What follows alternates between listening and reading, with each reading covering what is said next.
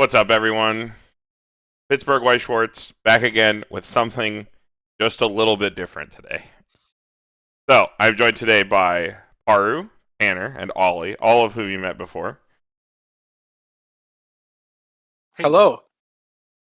And today we are going to be reviewing a custom set, not a set that exists in White Schwartz. Why are we reviewing a custom set? Well, the long and the short of it is that there aren't any sets coming out until Tokyo Revengers. It's going to be a long, long time. So because set reviews are such a big part of our content, there's such a big hole, we wanted to have something out there. Some are more long-form stuff because our deck techs, while they still are long, they are not the kind of podcast-style long-form content, and there's such a long gap that we thought it would be best to fill it with something. So Paru worked really hard on this custom set a couple months back, just finished up polishing it. I helped a little bit, not too much. But we finished it up a long time ago. Paru did pretty much all the work on it. I had a couple, things here and there, right? Just some back and forth on effects and whatnot. So the way that I wanted to take this was we're going to review the set, and instead of reviewing it, as if it's like a real set, we're going to look at it as like, okay, there's like flavor, there's function, and then there's balance. And like, how do you deal with that when you're making a White Schwartz set? Like, what would fly in a real set? What would not fly in a real set?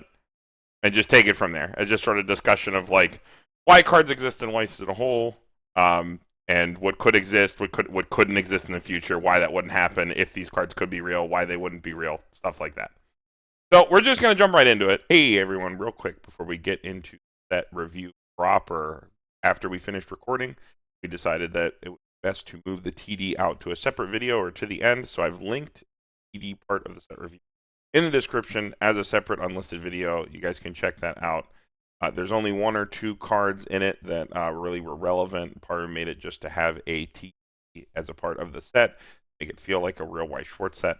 But just thought after talking about it that it wouldn't be great to start off with it because it's not as interesting as the rest of the custom set, especially because it's a custom set review.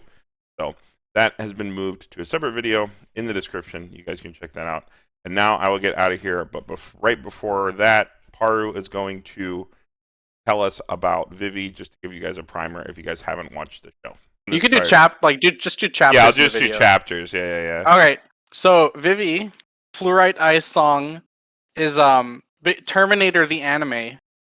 There's like a war happening in the future. That's a good way to put it. And a scientist sends like an AI back into the future to try to stop the war with the help of Vivy, the blue-haired girl, who is an android. She is also an AI. And she's kind of like, no, I don't want to do that. I just want to sing for people. But they get along and they start saving the world and shit. Mm-hmm. And they meet up in like points in history to fix things that would start singularity points. The singularity points, yes. Yeah, Fate Go. It's literally fucking Terminator meets Fate-Go. Yes. Yeah, that is literally anime. It's actually sick. If you haven't watched Vivy, you should go watch it. It's a this is one of my favorite anime. It's so fucking good. I will have to edit this because we'll have to take this audio and put it at the beginning of the video so that this video makes any sense at all. Sure. Or not. One of the two. Just don't edit Depends. Yeah, it's probably not. Just raw dog it out, Okay, so let's get into the actual booster. This is where things get crazy. This is going to be really interesting.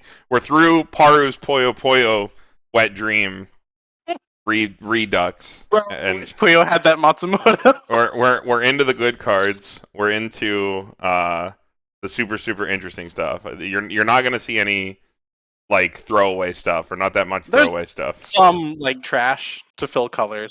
Exactly. Well, exactly. It's not even trash. It's like every set has to have that stuff, like we talked about, right? Like every set has to have things like that. You have to include. If you're trying to make a set that's like a real set, like you did with this, because I know you did, because you sat in Discord for hours talking about it, to try to make it feel. I spent a disgusting amount of time doing this. Yeah. I could have been out in the world, smelling the flowers, applying for jobs. Doing literally anything else. Of society. But I was like, no, I'm gonna sit on Discord at 2 a.m. alone in the voice chat room, and just making Vivy cards. So it's just like Paru did try to make this as much like a real set as possible, and how it's flavored, and how what cards are included. So you're gonna see those like role player cards, like those 2/111Ks. You know, like you're gonna see some of those, but there's not as many because it is a custom set. Custom sets are, I would say, it would be hazard to say they are always function and flavor over balance. Like that is always how custom sets end up being. I did make this with the intention of making it good. Yeah, you are like, on. I'm not. Everyone does. No one sits down and says, "I'm gonna make my set bad." I don't know. Like, I've seen some people's sets. I'm gonna sit down and be like, I'm gonna make Batman Ninja today. It's gonna be sick.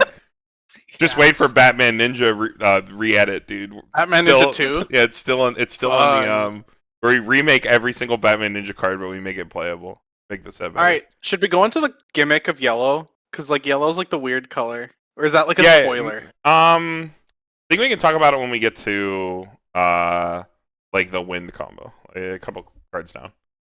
Okay. This one's a little bit more splashable. So, okay. Sure. So we got Battle Preparation Diva. It is a 1/0 4500. It's a climax combo of a choice. When it's placed on the stage from your hand or by the auto effect of Advanced AI Diva, this gets +1 plus X power. X is equal to 500 times the number of your AI characters, including itself. So on drop assassin, like Yuki, right? But it gets a little bigger because it's 4500. And then on attack, if you have the choice in the climax zone and you have another AI character, look at the top card of your deck, choose up to one character from among that one card, reveal it to your opponent, put it in your hand, put the rest in the waiting room, and then you may pay the cost if you do Twin Drive. So if you climax combo, the card inherently has Twin Drive, and then to top check add. For only AI characters, which is important. This does not hit human or Toic, which are the other two main. Yeah, so three main traits. It's AI and human are like the given traits, and then Toic is like the enemy trait. So yeah. I actually really like these combos. I've only ever played it in Sao 10th, and it turns out that Sao 10th has the most broken level 1 combo in the game, so it didn't really need this. But so I wanted to put this combo in my set because I think it's really strong, and so there is like a little mini package kind of pushing this card when we get to the wind combo. Yeah. Just as it is, though, it's pretty good. The fact that it does not hit on... Oh, sorry. I just got a PM on Discord. The fact that it doesn't hit on human, though, is a detriment, I think. Yeah, by a lot. There are a lot of very good human cards that you'd want to put in. Yes. Like, I'm going to give it a B-. That's like a big thing in the show, is that it's about AIs and humans like reaching harmony. Because they've started to split by such an insane degree, which is part of the reason why they go back in time and stuff like that. So, but yeah, I think these combos are solid. Seems good. Simple. On good trigger. Twin Drive, yeah, it's choice. This is the only choice, right? Yeah. Yeah. There's only I think there's only like 2 climaxes in each color, I think. And we will talk about that other summon condition when we get to the combo. It's not really relevant here. All right, next card. Ollie. Final Performance, Diva. Memory. If this is in your memory, all your characters with Vivy in their card names lose music. Interesting. Pay 1, put this into your memory. When this card is put into your waiting room from your stage, you may pay cost. If you do, search your deck up to one character with Vivy in its card name and put on a stage position this card was in as rested. During the turn that this card is placed on the stage from your hand, the damage dealt by this card is cancelled. It's Musashi. Yeah, so first effect is flavor. Yeah. If you watch the show, you know. Does losing music ever matter? I don't believe so. Just flavor. Okay.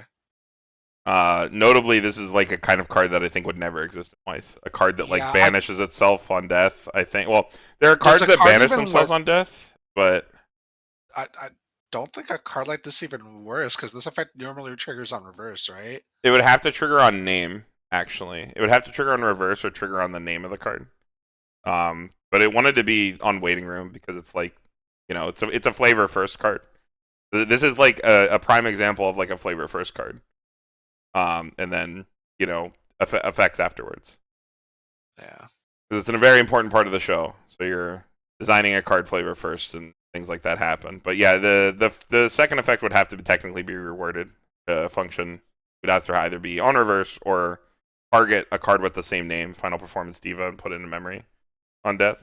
Yeah. Because cards from grave technically do not go from waiting room to memory.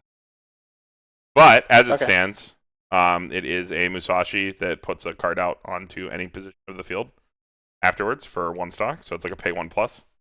After it attacks. Yeah, specifically, it's not named Vivy 2, so you can't loop this. Yeah, specifically. Well, because it's not Vivy. Yeah, it's not Vivy. That's an important thing to make. All right, but yeah, it's cool.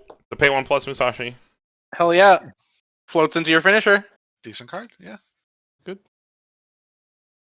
All right. Paru.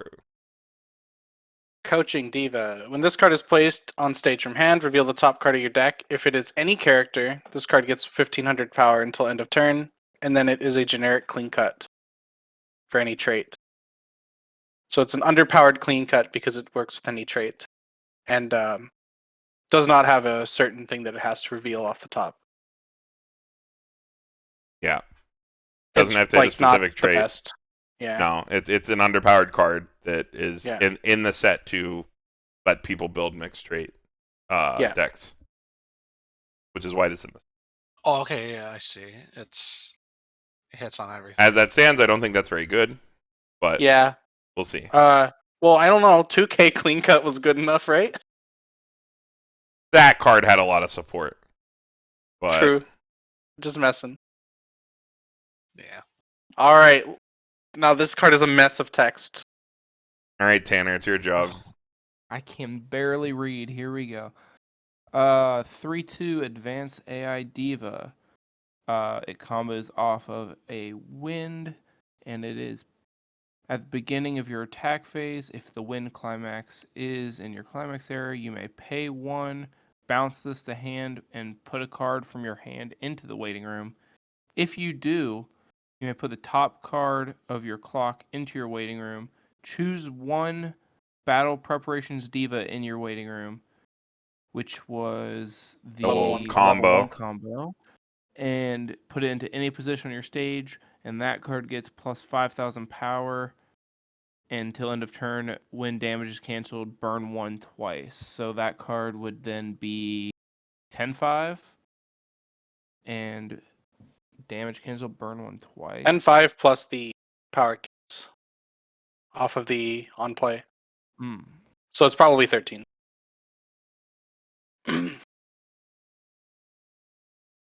So, someone's a 2-soul attacker that's bigger than the card that's down that has burn 1 twice. So, good into compressed deck states. Your opponent either eats 2 or eats 2.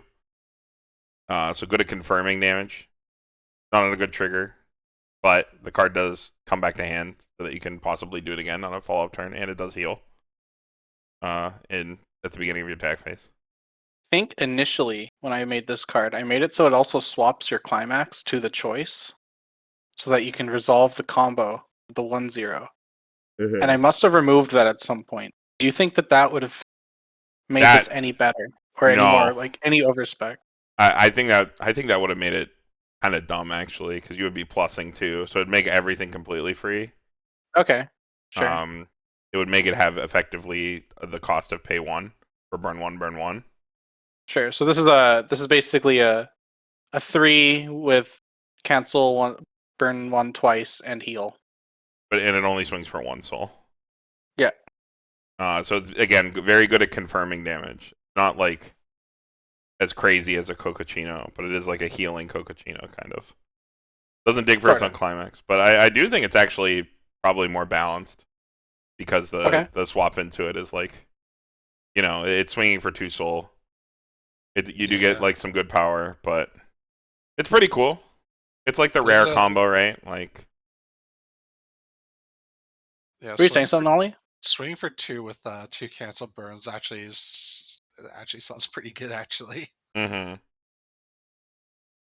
Yeah. It's very precise damage. The downside being that you have to play a wind trigger in your deck. Like, just raw. Yeah. You don't get a good climax trigger. And it does shoehorn you into choice wind. You can ditch this for part of its cost, right? Yeah. You could. Yeah. No, you can't actually. You must you must pay costs simultaneously. Remember, this is a ruling that comes up with like Kermie Ricky. stuff like okay. that. Yeah, Oh, I because thought it was left to right. no, it is simultaneous. Like for Kurumi Riki, if you don't have a grave, you can't use the card, even if the card in your stock is a character. So it's the same thing applies here. Okay. You have to discard a card that's not this card. Okay. But yeah, pretty cool. Wait, but when you play Kurumi Riki, you can pay out a card and then stock the card. No, you cannot. You can't stock the thing you pay out? Because the cost Even if you already have a waiting room? The cost of the card is you pay 1 and put a card from your waiting room into your clock. So you must pay costs simultaneously. The same thing occurs here. I see. Yeah, so you cannot ditch this card. Okay. Alright. I understand. Next. We Carmen. got Diva, level 0. When this card is placed on the stage from your hand, this card gets plus 1500 power for the turn. There's a climax swap, so it's 3500 on drop climax swap. I like climax swap. That's pretty good for a climax swap. Music and AI, hits on everything. Good card. Good card for a modern set to have. Oh, this is one of those weird design choices that This is something Carmen came up with. Oh, the next card? Yeah. Oh, okay, yeah. I remember this now. Go ahead, Ollie. Questioning Ophelia Diva. Pay 1 when this card is placed on stage from hand. Pay cost. You do. Both players put all cards from their memory into their waiting room. Interesting. Anti-memory card. And actually, like, this is like a good anti-memory card, but because it doesn't do anything else, it's like a really weird card to include. Yeah, it's hard. It's hard to ever justify a slot for this card, but it is a reason to play a certain set that exists in the ether when a certain specific edge case mechanic becomes a problem. So if you're in a Psychono meta, a card like this becomes a reason to play a set because it's a splashable, searchable answer to set, but is completely like non-usable otherwise. It's the worst card in your deck against every other Exactly. matchup. And it's like, how do you make it playable? Like this card could actually probably be smaller. If Bushiroad had printed this card, this would be like a 1K card, I think, because they have never printed true double memory dump onto an effect, and it is strictly detrimental to your deck the way that every Vivy deck would be built. It is. We kind of made the yellow cards with the intention that it is weirdly counterintuitive. Yeah, it is also a level 1 yellow for that reason. I'm remembering now. It is a level 1 yellow specifically for that reason, that you must have enough, forgive my magic term, devotion to yellow. You must have enough devotion to yellow to be able to play this card. And it is the worst card in your deck unless you are in a specific meta where this card is really good. Yeah. And 3K is probably actually too big. If Bushiroad had printed this exact card with these exact restrictions, it would probably be a 1K. Because it's like a floodgatey type of effect in a certain meta. At least it's not Act. Yeah, at least it's not Act. But I mean, just put this in your back row and smile at your Psychono opponent. The quintessential C. Probably C- because you have devotion to a color that you would otherwise not want to play. I'm gonna go a little high here because my theory here would be, well, if you just play this as a one of, right? Yeah. You're gonna search this out if you need it, and if you don't need it, you just immediately clock it and you level it. If you're playing say the choice into the wind, you need yellow in your level. Like, it does absolutely nothing against you at that point. It's just a card in your level. Playing the choice wind deck is alone like a detriment. Is like the point of the card. Does that make sense? The problem with that argument is that you can literally use that argument for any yellow card that you ever draw. Yeah. Yeah. So like, it's not like a real justification to include this, because the effect is so niche. Mm-hmm. I don't know. I just might have such interactions where I never can kill people who have memory, so I just assume that I need to kill all their memory as soon as I can. I understand that. Yeah. Oh, trust me, when Psychono Fine comes out, it'll come back. We'll get memory meta again. I already have my Konami codes. I can't believe it's gonna get trait locked. Probably. All right. Next. Whose card? It's Paru's card, yeah. It is my card. I made this. During the turn, this is accessing Archive Diva, 2/1 4K. During the turn, this is placed on stage from hand. At the start of your attack phase, if this is in the center stage, look at the top 3 cards of your deck and put them back on top in any order. And then it is a stock bomb for early plays. So forgive me if I'm misremembering, but the idea behind this card was that on the turns where you're like forced to play a anti-change bomb, there are also turns where you're just like, I need to try to sit on my deck and stay at level 2. So the idea was to like make a card that is you know, something that plays into the situation where you would have to play the card. Because it helps you at least like trigger on last attack. Yes. You know, it's a bomb that keeps your stock, well, not clean, but like, and you also, you know how like the turn is gonna play out, right? If you need to do any like weird sides, you know when you can. It works with the flavor because she's like, you know, at this point she's like in like a database thing, like asking an AI for like information on stuff. Yeah. This is a card that would scale really well into level 3 because of that first effect. Yeah. Yeah. It's like the ultimate like dirtle level 2 card, kind of. Yeah, and just being a bomb as its floor. There's a lot you can explore, to be honest. We've only ever seen that like profile at level 3. Forgive me if I'm wrong, right? For cards like King and Slime. Yeah. So it's like experimenting with the idea of putting that effect a level lower to see if it becomes better. King also lets you interact with those 3 cards after you've placed them there, though.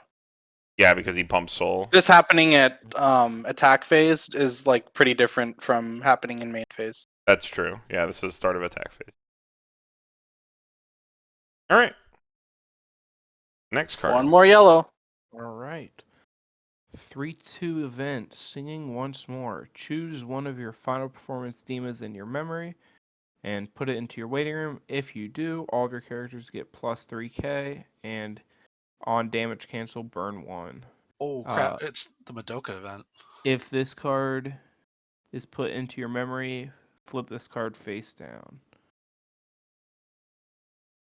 Huh. That is like it's very specific like anti-breaking the set text. Yeah. It is that text is specifically there because you could technically get this card into your memory. And having events in memory in this set, it takes a little bit of inspiration from Day I Became a God. Mm-hmm. So this is just to prevent you from getting that extra little bonus event in there. Yeah, so it turns a name off, but it's otherwise irrelevant for the combo. What it gives you is it gives a global 3k and cancel burn reminiscent of the Bofree event, which was 3/3, right? I believe. Yeah, that sounds right. And it's a cost shaved off because you have to have a specific card in your memory and pop it. And it helps you with like the finisher turn, right? If you're playing this exact deck, because you can cheat the level 3 character into memory. Yes, you can cheat the character in. So there is like a little bit of cheese you can do, but like it's gonna end up being so stock intensive that I don't know if it's worth it over just playing a normal finisher. I think when we were talking about it, it ended up being exactly the same stock threshold as playing the card and having it die. So it ends up being the same. Is this card grabbable at all? No. Okay. Specifically so. But it does push a lot of cancel burns at the top. You're pushing 3 cancel burns. Yeah. You can stack these on that Matsumoto. Yeah. TD Matsumoto. Make him huge. And because it's like all your characters, like this effect is technically continuous. It gives like... Oh. Yeah, it gives a continuous effect to all of your characters. Or continuously gives the auto effect of burn 1. That's how it should be read. But, you know, weird Y stuff. Yeah, it's pretty cool. I like it. I'm just gonna give it a C plus though, because you do it is slot intensive, And I it's think all there yellow. might be other events that you choose to play before this one. Yeah. All right, so small That's yellow, yellow. subcolor done. Yep, yellow is pretty small color. Move into Just 10 green. cards counting climaxes. Momoka Kirishima, double rare. All your other characters with Oh. Vivy in their card name get 500 power. And then when this card becomes reversed, you can pay 1, put the top card of your deck in your clock, and put this card in your memory. If you do, search your deck for a character with Vivy in its card name, reveal it to your opponent, put it in your hand, shuffle your deck. So it is a on reverse search memory Ricky that can search anything, but it must be a Vivy. It is a global 500 for Vivies. It's good. Yeah. Searches Vivies. Vivies are mostly good. Card being in memory will be important later. I'll give it the plus for the memory. Is it? Does this Yes. does this one being in memory come up? Yes, it does. Oh man, I forgot what my own cards do. Next. Anyways, real quick. So green is humans. Yeah, it's all humans. Green's all humans. Just like yellow was all AIs. Green's all humans. All right. Ooh, this is a cool one. Revelation Yugo. 3/3, 10,500. Oh boy. When this is placed on stage of hand, gets 1,500 power. During your turn, this card is placed on stage from your hand at the beginning of the encore step. If this card is in the front row and there is no character facing this card, or the character crossman is reversed, reveal top card of your deck. If a character is a tote character, put the top card of your opponent's deck into their clock. When this card's battle opponent becomes reversed, if Revelation from Heavens is in your climax area, put that character on top of your opponent's deck. Look at the top card of your deck and play it on top of your deck or into the waiting room. Yeah, I thought you were gonna hit me with some freaking what's that? What's the double clock kicker? Like Rene? From Rene, yeah. No. It was initially, and I think that was too much. Yeah. Because Rene is like a really gimmicky card. Having just like an actual free double clock kick is like. Yeah, a little too good. The whole uncancelable damage thing is like a little sketchy. This is when uncancelable. This card was designed when uncancelable damage being commonplace was a relatively new thing. So this is like an idea of a climaxless uncancelable damage card that has no other unplay effect, but it still has to coin flip for it. It still has to kill its opponent. Not if you have the gold bar. If you have the gold bar, it helps you. You get to check your top card on the last attack. Mm-hmm. You can cheat this card out. Yeah. There's a character that summons from hand, so you can spawn it out from that. Mm-hmm. But it is built around Toak as like the most restrictive, trait in the set. Yeah, Toak is not an amazing trait. They're the terrorists. They're the enemy. They are actually terrorists. Yeah. So is this not a robot or a human? This guy? He's like neither at this point. He's like a human brain in a robot body. Yeah. Mm-hmm. So this is the only card this is one of the only 2 characters in the set that is neither human or AI. So this is like locked specifically just to Toak. Because he's not flavorful. All right, but yeah, it's pretty decent, but I don't know how actually good it is in practice. I mean, it's like a funny army card. It's like a haha funny army card. All right, next. That's me. Yep. We got squad leader Yugo. He gets 2,000 power for each Toak soldier in your center stage, that being the army card. And then when he attacks, if you have the stock soul in your climax area, choose one of your opponent's level 0 or lower characters, put it into waiting room, reveal the top card of your deck. If it's Toak or human, put it into your hand. So it is it's a Yuja for Toak or human, combos on stock soul. And you do have to pretty much have the soldiers on board for him to have any power. Yep. They can get pretty big. Yeah, he can be sitting at 7-5. And the soldiers aren't terrible. It's kind of synergistic too, because you don't really want to do more than like 1 or 2 Yuja combos per turn. But it is also on stock soul, so you're not even running a plussing trigger. So it's pretty limited. But it can grab any card in the deck that you would play it in. So it's probably the most reliable version of the plus. So instead of being level restricted. Yuja combo's kind of funny, but it being locked off is like probably kind of bad. So it's probably like a C-, somewhere around there. Yeah. Field Nuke's really cool until you realize that your opponents can just play around it by like not juking their cards to the board. Shit's on bad players. Yeah, that it does. Like me. Anyways, next card. Next. All right. Tanner. 2-1, you go 1,000 power. This bonds to Scrap Heap Elizabeth. And it also has fusion. Put Scrap Heap Elizabeth from your stage face up underneath this as a marker. Search your deck for up to 1 Elizabeth. Put it on the position where this card was, and it gives all the markers underneath. Okay, yeah.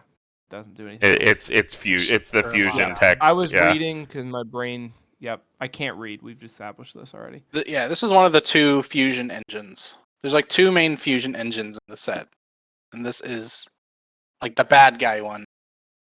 This one notably being a level 2 green card. Must have some sort of devotion to green to play the card. Yep. Which makes it a little bit harder to do, but it does bond to its target, so that's sort of like the trade-off there. It does not shuffle the level 3 back, but you do have a way to do that. Yeah.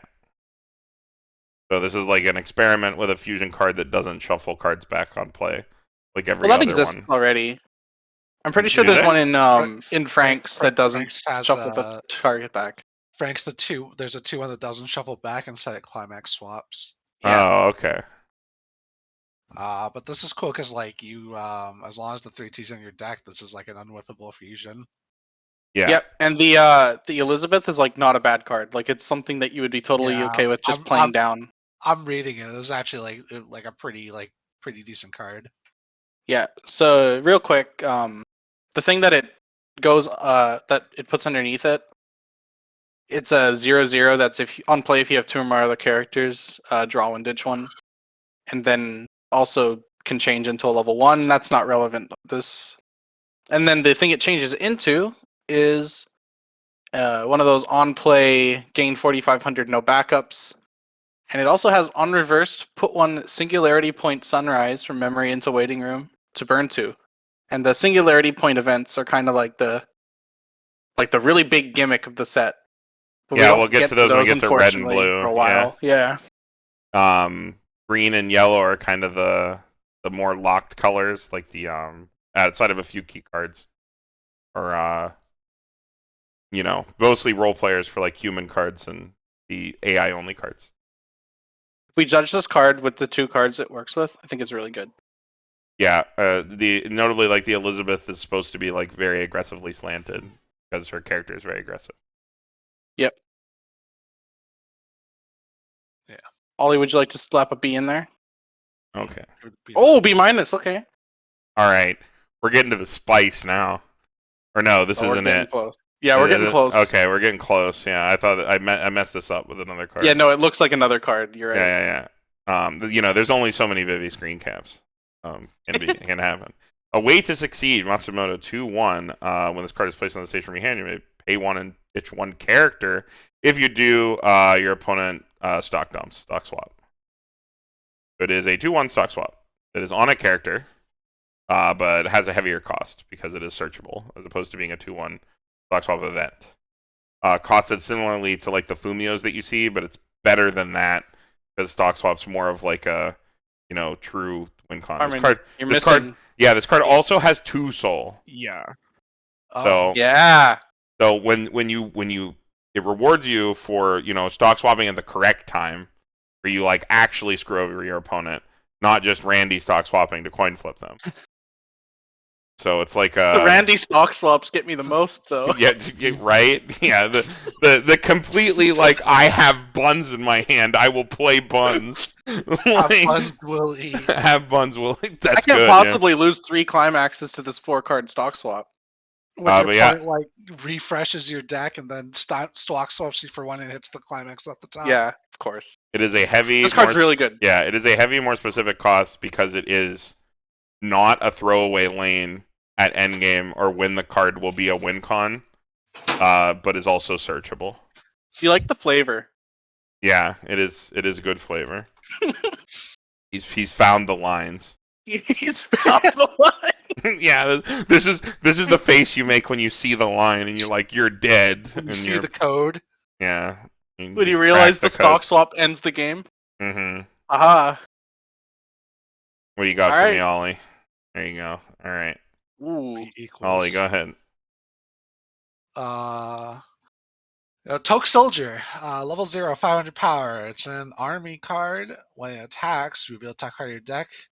That card is a Toke character. Choose one of your other Toke characters, and it gets 1,000 times the number of your other Toke characters. When this card becomes reversed, it is a level 0 clock bomb. It's like actually one of the better army card profiles, to be honest. Yeah. So it's only on attack power. It doesn't like sit big like Titans or any of the other ones, but it's also a clock bomb. Like what is it? Godzilla? Like Mugan? Yeah, Mugan's Godzilla. Mugan's just a bomb, yeah. Yeah. Stuff like that. And it gets like, power time copies or whatever. I would play this deck. I would play the Toak deck. Does seem sick. Yeah, it's good for an army card for sure. Alright, next. Squad. We got squad leader Kuana. If all of your characters are Toak, he gains 2 abilities. He gains Brainstorm 5 to search for a Toak character for each climax. And then he and your center slot character become hexproof. Huh. So it's a Toak only 5-card search Brainstorm. Also is hexproof. Pretty good payoff for only playing Toak.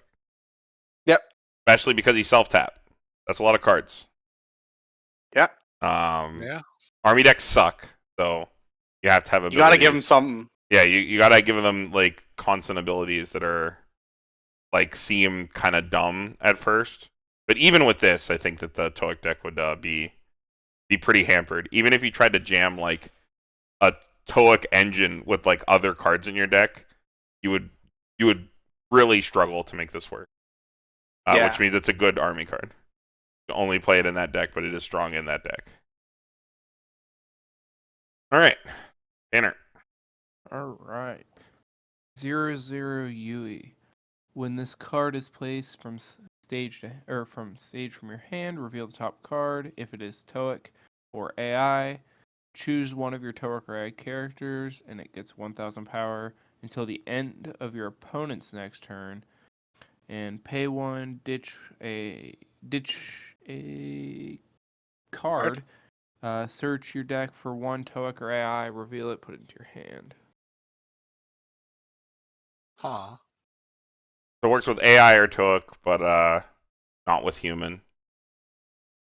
But gives some cross turn buff, and it's a drop search. This is Good card. It's like 1k cross turn. A totally fine effect for drop search. It's better than the other one, probably. I think there's 3 drop searches in the set. That one hits on everything, right? The other one hits human or AI.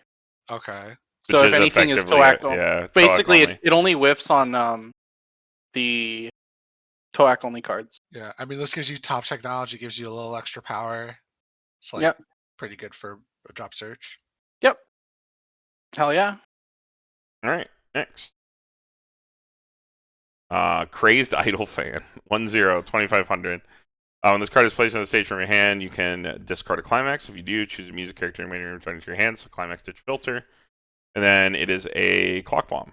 So it is Sakura bomb. It basically only grabs I I think Estella and Vivy are the only music characters. Yeah. Maybe Ophelia. Music is like thrown throughout the set. I think this is like one of the only cards that deals with. There's very few music cards, and I think this might be the only music support card. Yeah, it is. It is a very specific kind of card. We had to make sure these cards couldn't be used with standard music, you know. True. Yeah. It is a cost bomb. Those are like kind of just okay now. I think the traits are actually too restrictive for this to see play. I was gonna say, but it's also a DCX salvage in green, which means wow, with bars. Yeah, but there's no green music cards. So this is the opposite, dude. This is like two things of the triangle you never see in a custom set. This is flavor and balance, and not function. Because you're constantly pulling between those those 3 points on a triangle when you're trying to design cards. All right. Yep. Next. Toic Soldier, and this is another army card, but it's a 1/0. When its attacks gets X times, it's the same power effect as the level 0. No, it's not. This one gains power. The other one gives power. Oh, okay. So this gets power 1,000 times number of other Toic characters, and then pay 1 as an act. This gets 1,000 power in the following ability: on reverse. When it reverses battle opponent, it clock swaps your opponent. But it's playing into that hard removal theme. That with the Yuja combo. The top, a lot of the all the Toic cards are huge attack, and a lot of them have removal effects. Yeah. You basically have a board of 6k hard removals. At your stick, you get cards off the board. Pretty good for an army card. Yep. The effect is optional. With the level 0 bomb means that, your level 1s can actually hit 14k. Yeah, you can get in one really lane. big. You can stack everything in one lane and just be gigantic. Yeah. This card can clock swap Rushia. It can. Damn. They don't have a backup. Yeah. What do you mean? This can actually just hit 15-5. That's true. You can't just get ultra massive. All right, next. You can just shoot Rushia like HoloLive did. Oh no. Too soon. All right. Whose card? Paru. We got Future Fan Osamu. He's just he's just human, and he is a leaf 1/2k Leafa counter for AI or human. So most of the cards that aren't Toic. Yep. It's what if you need it? Yeah. You want 2k backups? You got your 2k backup. It's it's one of the only splashable green cards too. So yeah. That also makes it. Oh no! We start seeing the event. The event is in the next event. Card. Okay. All right, Tanner, go ahead. All right, 1/1. Yoichi Aikawa. All right. It's an assist. It's a level assist, and when this card is placed from stage from hand, choose up to 1 singularity point Aikawa or character with Vivy in its name and put it underneath this as a marker, and pay 1, get rid of a marker underneath this, and rest this, choose a card with Vivy, choose a character with Vivy in its name in your waiting room and add it to hand. Yeah, so it's like a delayed drop salvage, or a storable drop salvage, I guess, because you can do it on the turn that it does happens. Plus. And it does plus, yeah. So it's a pay 2 plus. It's like a. It does work with the event. Delayed pay 2 plus. Singularity point icon. Let's just hold off until we get to the card that it works with. Don't read it yet. If anyone's watching this, don't read it. Don't read it. Don't read the next one either. Tatsuya Seiki. When this card becomes reverse, the level of the battle opponent. No, we're not reading it. Okay. It's a Adachi, Toic human, and then it is. When this card is placed on the stage from your hand, you can discard a card to bond to the Metal Float Singularity, which we will talk about later. It's an Adachi with an extra effect in the splash color, so it's either awkward or fine, but it does have Toic trait, so you can play it with the rest of the stuff. Yep. If you need to, but don't think you'll have any problem beating overboards. Did we like not grade the last card, by the way? Nope. Oh, we didn't? No. Yeah, I Oh, asked sorry. about that. You said no. Oh, I I was like, said Carmen, no? are we just not reviewing the last card? You're like, nope. Okay, yeah, this card's fine. It's like slow, but it's a plus. Yeah. Flashful green. Wait, well, it doesn't have to be slow. You can just play it down and immediately do it. Well, it's either slow or costly, right? Sure, okay. All right. So next card, 2/2. Oh, this card is a good trait. Funeral Goer. You go. That is a pretty good trait. 2/2 gains 1k for every other. And Hand Encore. If this set had standby, this would be fine. Because No standby. no standby, this card's unplayable. Insert Megamind meme. No Yeah. standby. No standby. Puke trait. Puke is a good trait. Yep. This card's cool. Next card's interesting. All right. Paru. We got kind of the end Yui. She is a 3/2 11k 1 soul character, intentionally 1 soul. This is actually intentional this time. Yes. When she is placed on stage from hand, choose one other character. That character gets the following ability until end of turn. When this card's battle opponent becomes reversed, you may heal 1. Separately from that effect, then at the beginning of your encore step, put this card face down into your memory. When this card is placed on stage from hand, choose up to 1 character in your hand with a level lower than or equal to your level. Put it on any position of stage, and that card gets plus 2k until the end of turn. So this lets you cheat out your Yugo and also heal. But you do need to get a reverse somewhere to get the heal. Yeah, it cheats out your Yugo. But There's a lot of 3/2s with no on-play effects I've noticed. the on-play effect is the summon. That's its inherent ability. Ollie, like, you know what Dragon does in Apocrypha? Yeah, It's like balanced similar to that. I see. Yeah, it's like So I mean, it is still on play summon a thing, on play delayed heal. Yeah. Just wait, did the Yugo have 3 soul? I can't remember. No, he does not. No. Okay. Yeah, it's cool. I don't actually know if it's good. Summon is good. Seems The free clock kick is good. Maybe as like as a summon clock kick, it would be It's not a clock kick. Or no, not a. Yeah, as the summon heal. Yeah. It would be a cool like tech level 3. Because it's just like cheats 2 bodies into play. But this doesn't even have 2 soul. Probably just a C. yeah. I think Ollie's right. It's actually that good. Okay. All right, now here's the spice. This is it. Oh shit! This is the spice card. Wild. Go ahead, Tanner. This is where, from this point onwards, after we get through green, we're getting the spice, dude. All right, 0/0. Finding another timeline Masumoto. Pay 3.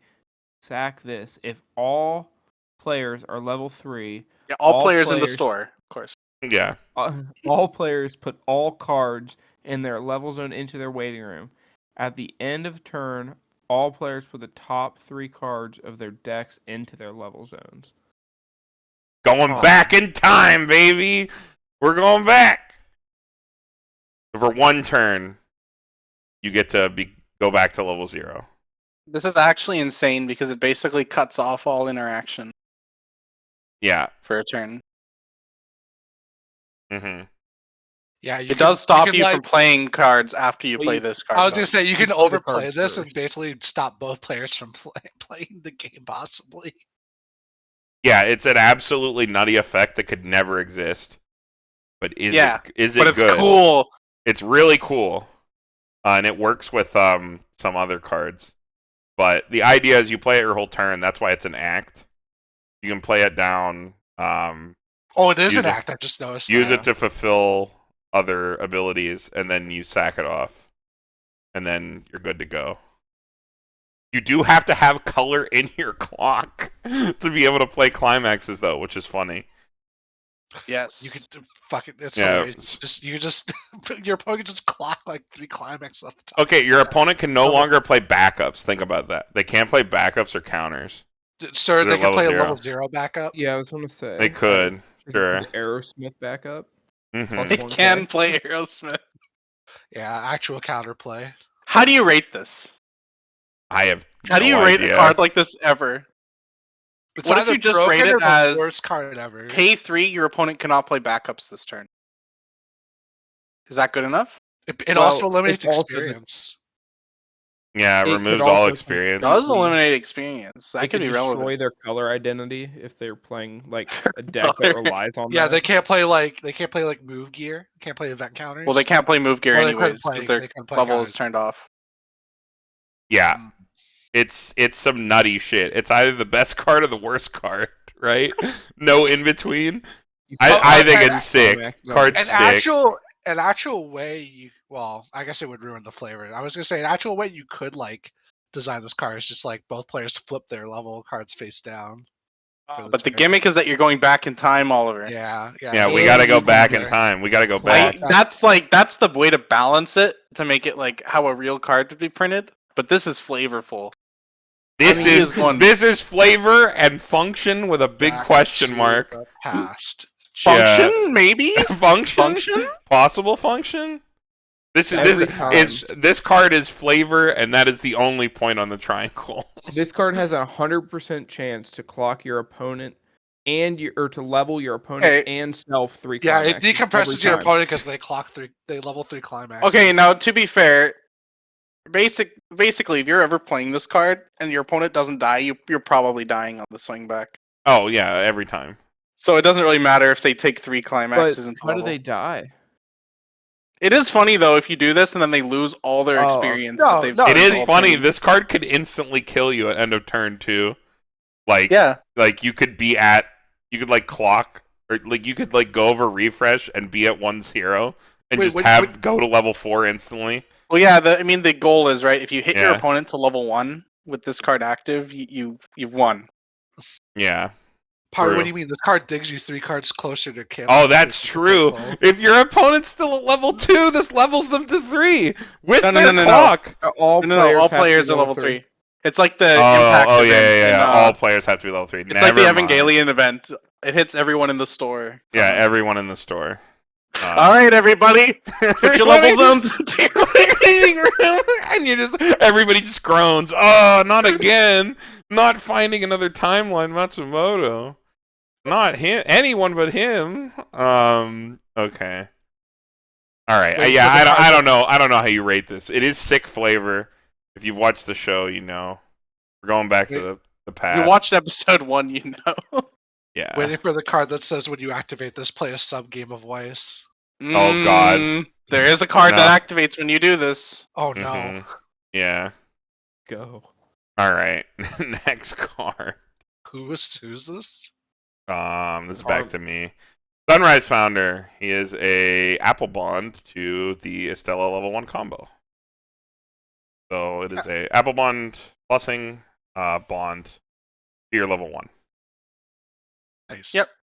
And the level 1 is like, it's not like super crazy or anything. We'll get to it when we get to it. It's just like a cool level 1. Yeah. Plus for plus. Apple Bond to a level 1 combo, I think is good. Yeah. Pretty good.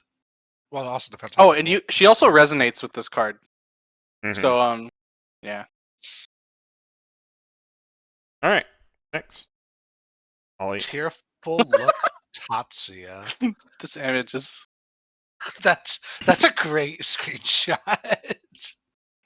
That's your face when you get hit by the going back to the past. Yeah, no, not again. All your other grace get 500 power in the following ability. When this attacks for the top 2 cards of your deck, look at up to the top 2 cards of your deck. Put one on top. Put the rest in your waiting room. So it's choose your trigger, and then it ditch bonds to the level 1 grace. Which is just a 1065. Yeah. Oh, is it like the can't front attack thing? Yeah. Yeah. It's this is a flavorful set filler card. Yep. for budget decks. So it becomes a 7K choose your trigger. That's like, yeah. Yeah. It's like playable for a budget deck. Oh, Playable plus. Niche we- playable plus. We want a niche playable plus. plus. That was my favorite rating. Come back, guys. I miss you. Oh, Yeah, the next card's sick! Now this is flavor. Okay, Paru, go ahead. Alright, so this is Unfortunate Civilian. 2161 power. That being the year that the war breaks out in. On play, ditch 1. You must pay cost. On play, mandatory cost payment. Search your deck for up to 1 taxi AI.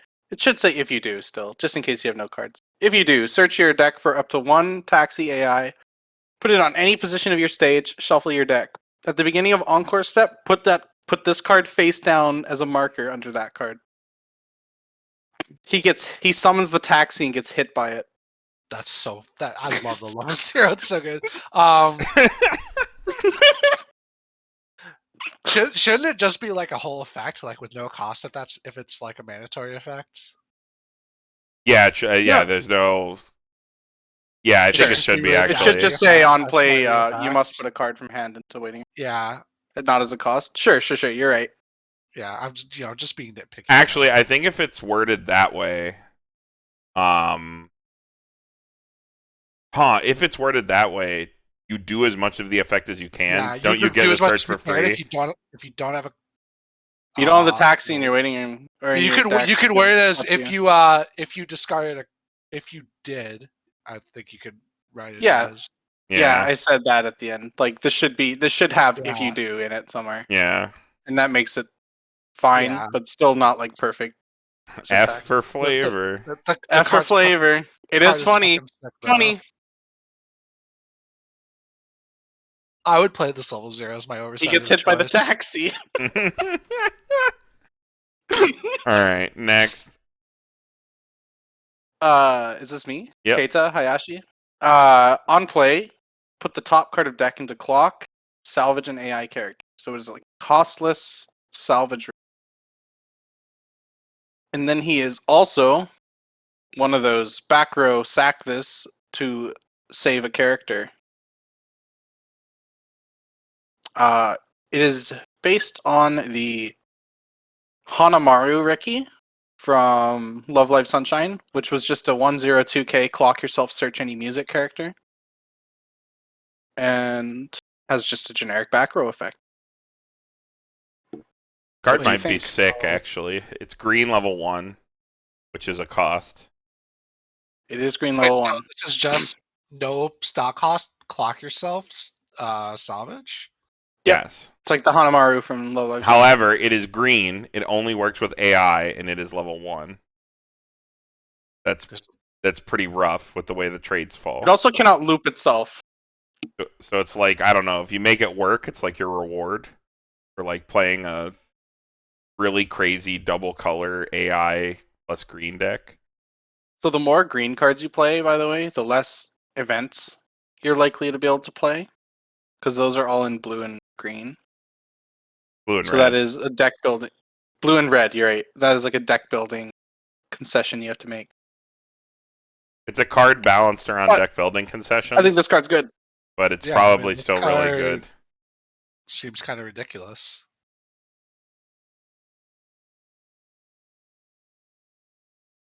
Alright, we got?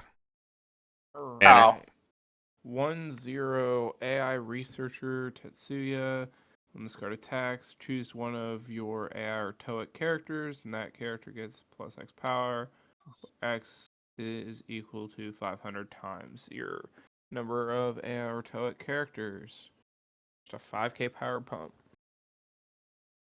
It's a Shimakai. Yep. Pack filler. Yeah. Next. Alright. This card's good. Hovering Fire, Yugo, is a gun. 2/1. All your level 3 or higher characters in front of this card get 2k. And then you can pay 1, tap this card, reveal the top card of your deck. If it's a Toic character, a character with Vivy in its card name, choose one of your opponent's cost 0 characters and kill it. So this is a 2/1. Yeah. He shoots them. He shoots them. That's the flavor. He has a gun and shoots them, and then they die. Yeah, the flavor is he has a gun. There was no further thought put into this car. No, I was going I'm through my pretty strain caps. I was like, oh shit, he's got a gun. and I was just like, he kills them. That's it. Damn. They should. Yeah, you're right. They should have printed this. The working with Vivy part is flavor. It's probably too late for the other effect to ever be relevant, but probably. yeah, it's funny. Oh, but no, it hits back row. It hits back row. Brainstorm. Yeah, it hits back row. You just bully their brainstorm all game. Like the Toac stuff is just the bully deck. Yep. It's funny. You're gonna see. Why It's not? fun. It's a level 3 assist that also has like an What is that? effect on it. What is Tanner, that? what is that one? It's too big. Hold on. I like the part where he shoots the. Are we gonna see a gun? Is that? Yeah, he's got a gun. Okay. It's pretty good. All right. Last green card. Ollie, go ahead. All right. I got 3/2 Words of Encouragement Matsumoto, 5,500 power. 4 more AI or Tote characters as a early play. Assist all your AI or Tote characters in front get 2k, and on reverse, when it reverses battle opponent, you may scry. And then when this card is placed from hand to stage, choose an AI or Tote character in the waiting room. Return to plays. Return to hand. Choose a card in your hand. Put it in your stock. Oh, okay, interesting. So it's like a draw ditch, but it ditches to your stock. Yeah, it's essentially 3/1 draw ditch or salvage ditch. Yep. This was like an idea of let's like well like what is it? The Toka's like broken, but we could like make it a level 3 or like an early play. So like, doesn't this? But work it's with only the, locked to 2 lanes. Does this work with the clock kicker? Or Yeah. not the clock? Yeah. It works with the clock. Like you mean the Yugo combo, right? The Yeah, one yeah, that's like, you top check. Yeah. Mm-hmm. Yeah, But he's Toac. It is like splashable enough that you could play it as an assist.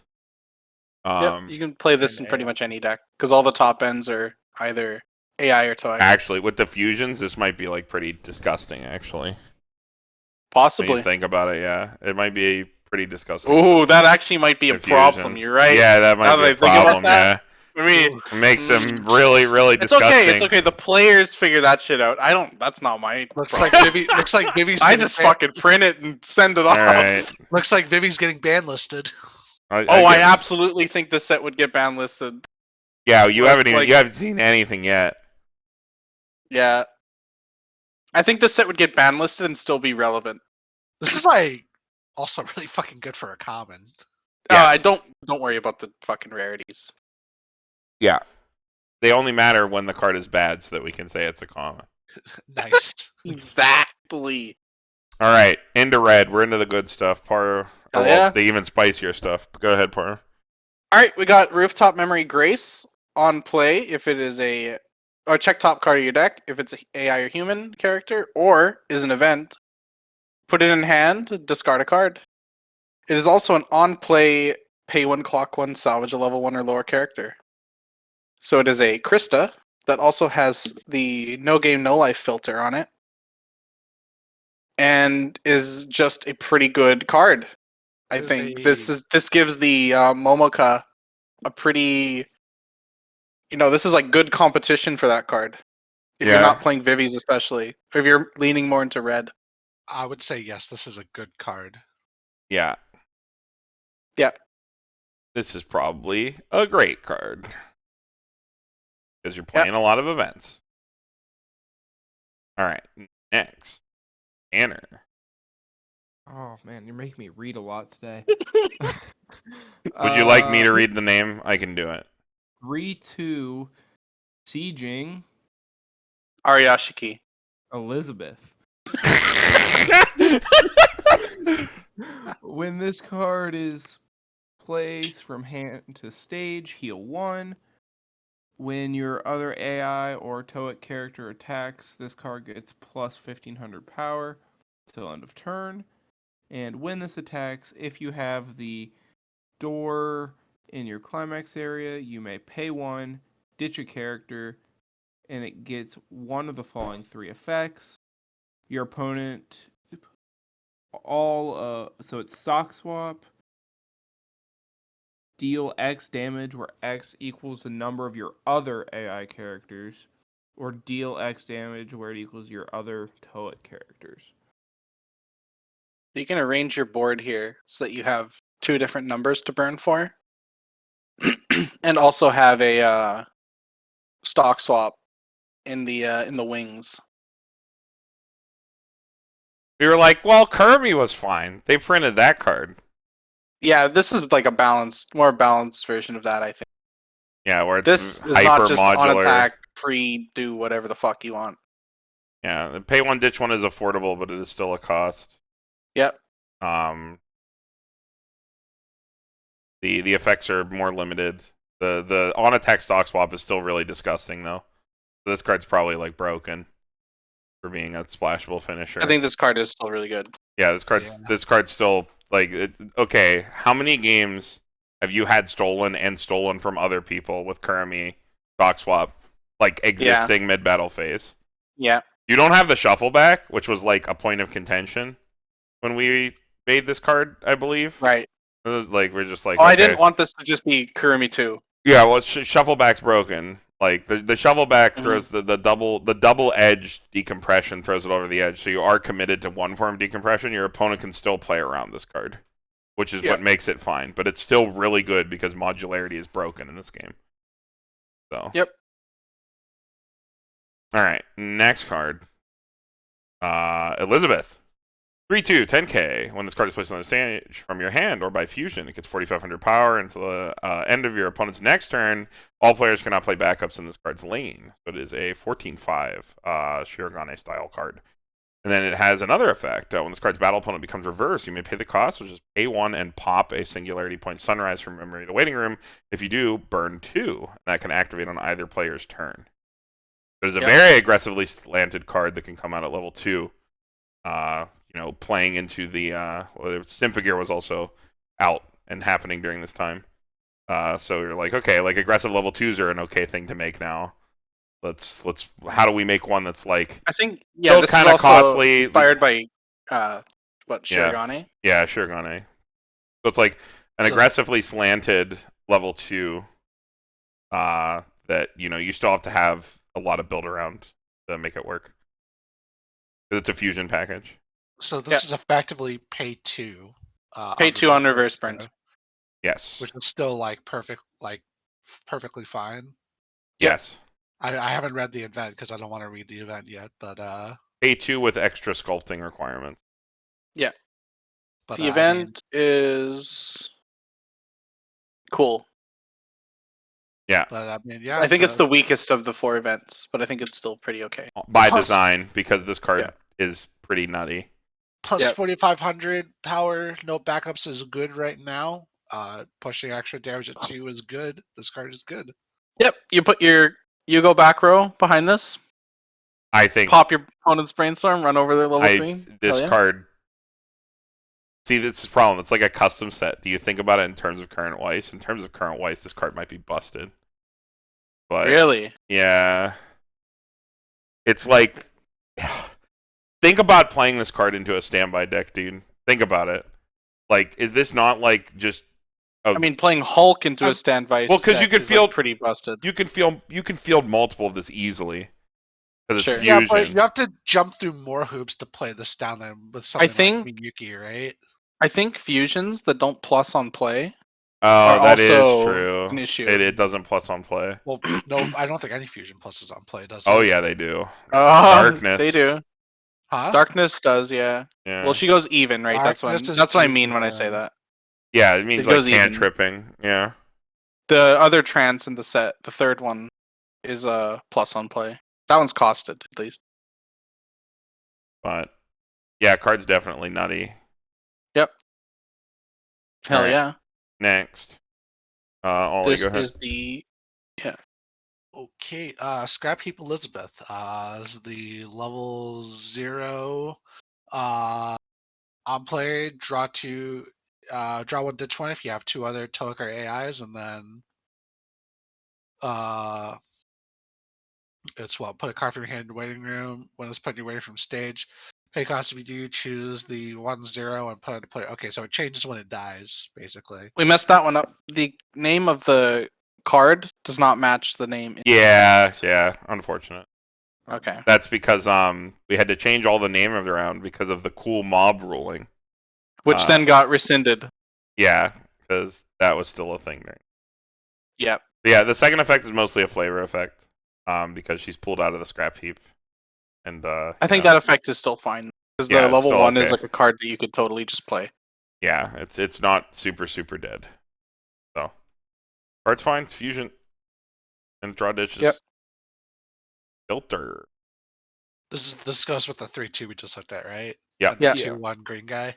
Yep. Mhm. Also, the trial deck fusion thing as well that heals, correct? No, that's the other one. That is a different trans package. Okay. All right, next card. We've got Hospitable AI Estella. On play, discard 1 to salvage the Singularity Point Sunrise event. It also has Act, pay 1, put this into waiting room, look it up to 4 cards from the top of your deck, take a level 1 or higher card from among them, add it to hand, put the rest in waiting room. 2-card dig for events. Or 2 different filter effects for events, rather. Yep. This can get into your events. And it grabs Sunrise for you. Pay 1. Oh, okay. It's just fine, I think. I don't actually like that second effect. Playing it in most decks. No, it's like a one-of. Like a Yeah. You play it as a filter that also has another effect that might like be a decent enough stock out or deck speed. Yeah. That's like a better than normal salvage. Yep. Like combining like utility effects. Like when you're making custom sets too, because like I think that like these are 2 strong enough utility effects that you would play as 2 separate cards in decks sometimes. Yeah. Like, I don't know, like you think a card like the second effect, those cards always have shit other effects. Like even Shido like is like one of the best ones, and he isn't even that amazing. And that's just a blinker. Yeah. He's just like meta dependently good. So it's like those cards are like never amazing on the other effect, but like this is like actually not overstated, but like very desirable. Like it's a slot efficient card, right? Like deck building efficient card. Yep. Which is like that's a hallmark of like custom sets, I think. How most things come out. Like I don't think these 2 combination of effects would ever exist in a real set. Do I think it's broken? Probably not. I don't even think it matters. I just think it's something that Bushiroad would never do. They're cowards. Make a effect fucking like lot of them. Yeah. Yep. All right, next card. Is this me? Yep. No, I read the last card. It's Tanner. Oh, it's Tanner. Why do I have all the cards with words? Okay. Words! He does get the longest card. Yeah. 1/0 Sunrise AI Estella. Resonate Sunrise Founder from your hand when this card attacks. If you resonate the card, it gets plus 4k power. And when it attacks, if you have the... What is this? It is a salvage split soul. Oh. I have not seen that. That's one Mikasa has, isn't it? No. It's even weirder.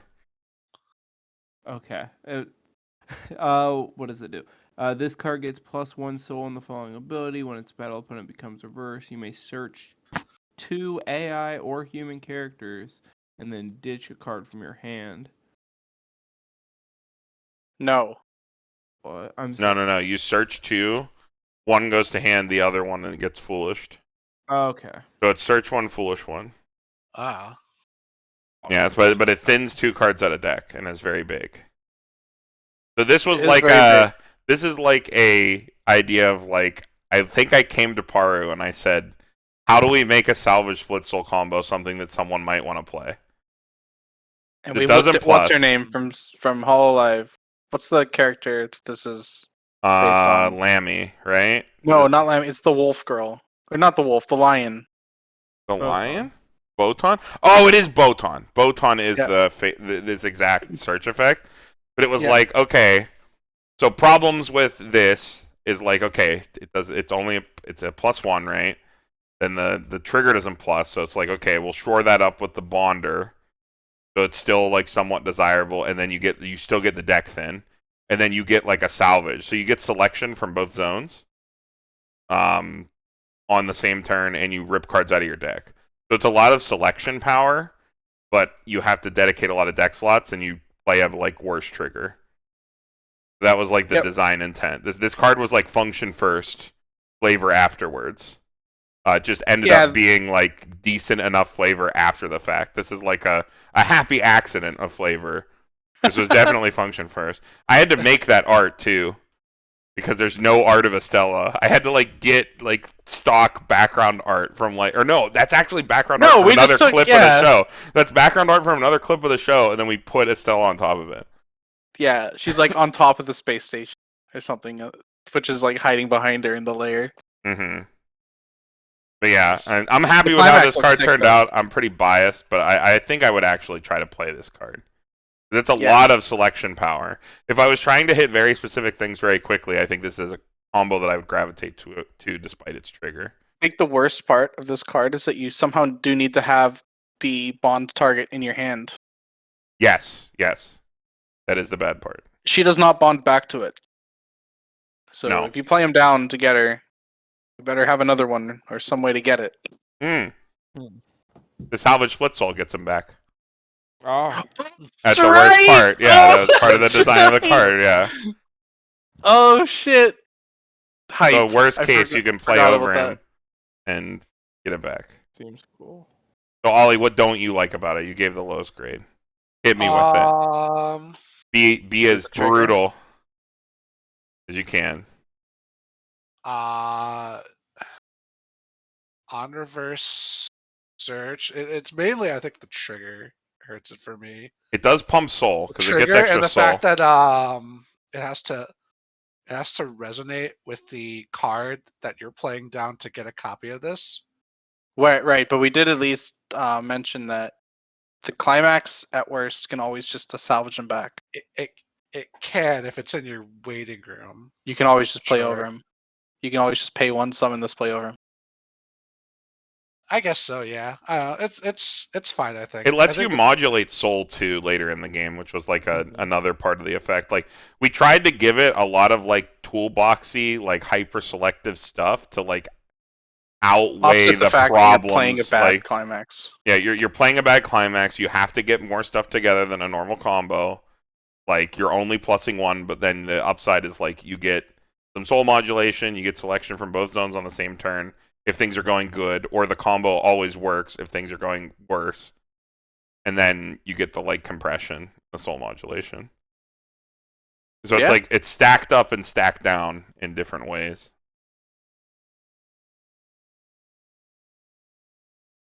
Nothing else on this one? No, I don't think so. No, that's it. I mean, it's fine. Next card. Back to me. Facing the Archive, Elizabeth. When this card attacks, it's facing a level 3, gains 6k, so it's 13. And then during your turn, when the battle for this becomes reversed, if it's level 2 or higher, you can pay 1, burn 1. Off finisher, level 3 killer. Level 2. Probably too good. Does this card exist? No. Yeah, but burn is weighted the same way as salvage one, and that exists in sets. Like when this battle opponent becomes reversed, pay 1, salvage 1. Another hyper. It's another like slot efficient card. It might be too good, but I think it's this card might be too good actually. Yeah. I think it's an insane utility card. At 13, pushing damage and on a 1 stock. Well, I guess it's technically 2. It's basically like an early play on reverse burn 1. Yep. Against level 3s. Yeah, I think it might be too good. Card would not exist. Possibly, yeah. Alright, next. Ollie. In the Moonlight Grace. Tyrla CXs. This is a early play. Gets 500 power for each of your other AI or human characters, and on play heal. This is like a pretty generic. This is level. This is an early play heal. It's the early play heal. It's Z. Z. Only a Z. Oh, there we go. Yeah. I mean, Sorry, Zed. I don't get hype for these cards anymore. Yeah, I mean, 11k early play heals is just good. It's like, I don't know. It is probably a B+. It's like Blake. You don't have to ditch. Fine. An early play heal that could potentially live cross turn, I think is good. Yeah, it's fair. Yeah. Simple but good. Every set needs one. All right. Paru. Yep, Paru. We got M205M. The only music? Well, one of the only two music. Music? Is this when this card's battle opponent becomes when this becomes reversed, if the battle opponent's level 0 or lower, you may reverse that character. And then he is on death, pay 2 search for human only. Damn, Let's search. I can't believe you inadvertently buffed Ash, Crimson, Paru. Oh no! Ash is gonna have more power now. Level 0 bomb. Oh, it searches? Does? Yeah. But only for human. Which human. is relevant. Yeah, it doesn't search a lot. So it's like fine. It's like okay then. Yeah. Yeah, it's like Yo Bomb. I not like, Rudy. Yeah, it's not Rudy. I like these pay 2 plus effects more than most people should probably. I mean, they're pretty good if you're bad and trigger climaxes a lot like us. Oh my god, I thought you were just gonna end it there.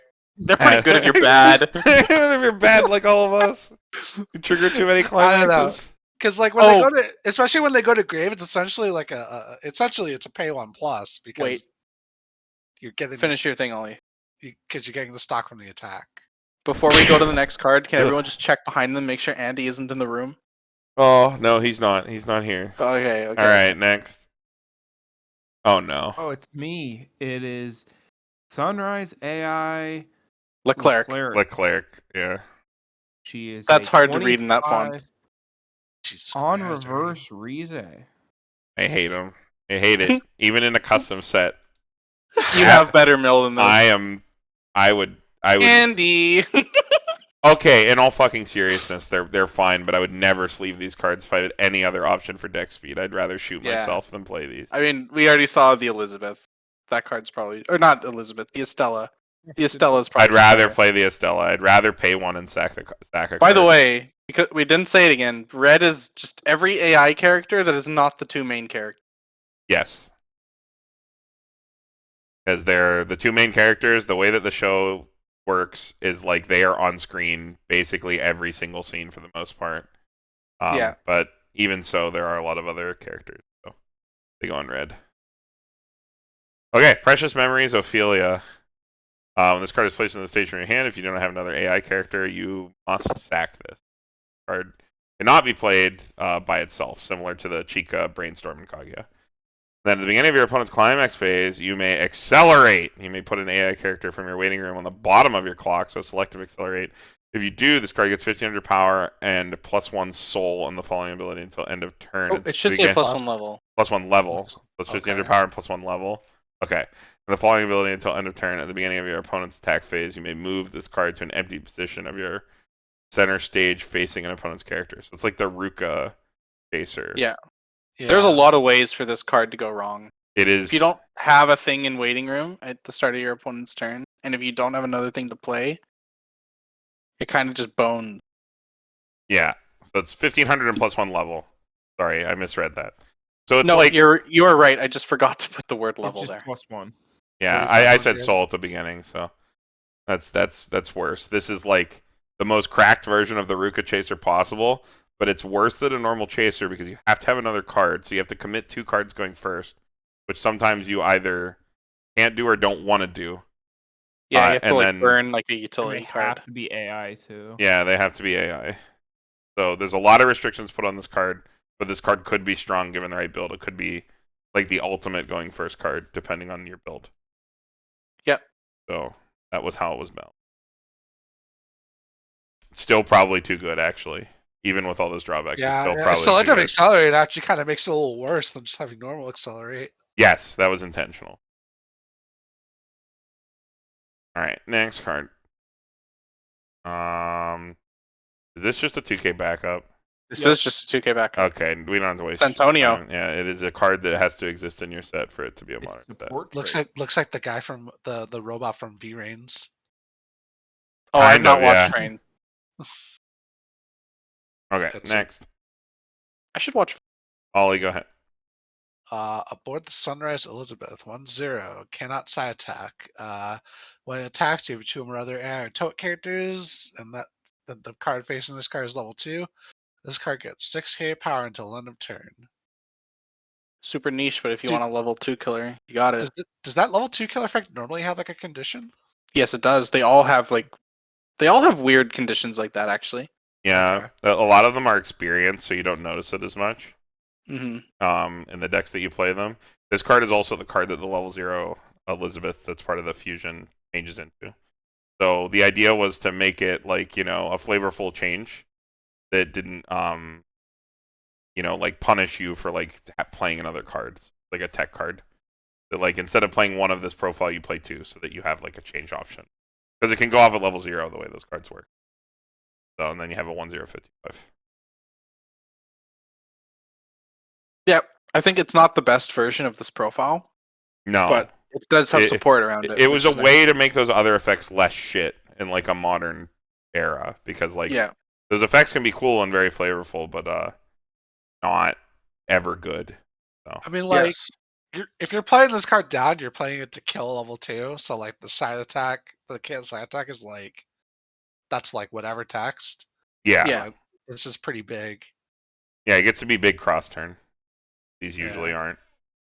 Oh. Yeah. So wait, it's big cross turn? Oh, at 55. Yeah. Wait, no, isn't this literally just the Diane from SDS? I don't know. I think SDS actually has this exact profile as the Elizabeth. Did we make this before SDS? No. Oh, okay. Well, whatever. I think this is totally fine as a level 2 killer. Yep. Okay, next. So much. We've got Piano Instructor. 1/1 Piano Instructor AI. All of your other characters with Yugo in the name gain music trait. And when one of your other characters is front attacked, you may sack this, choose choose that character, and it gets plus 2,500 power. And it also has, when this card is put from the waiting room from your stage, you can pay 1. Put a card from hand into clock. If you do, choose 1 Funeral Goer Yugo in your waiting room, put into any position on the stage. So you can do this at level 1 and cheat the 2/2 onto stage. But he'll only be at 9k at most, because you'll be missing a card on board. Yep.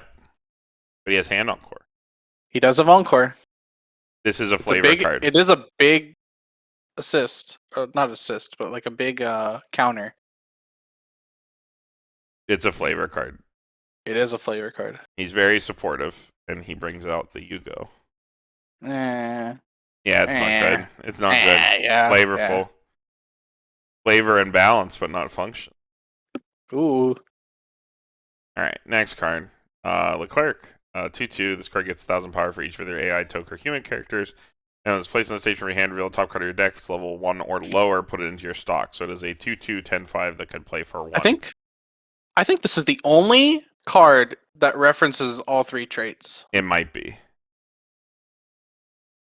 And that is because 2/2. This character is canonically one of the only characters that fraternizes with all of them. Yes. So, unique in that way. But card's not good. Yeah. Yeah. It's probably... It's not even like that big.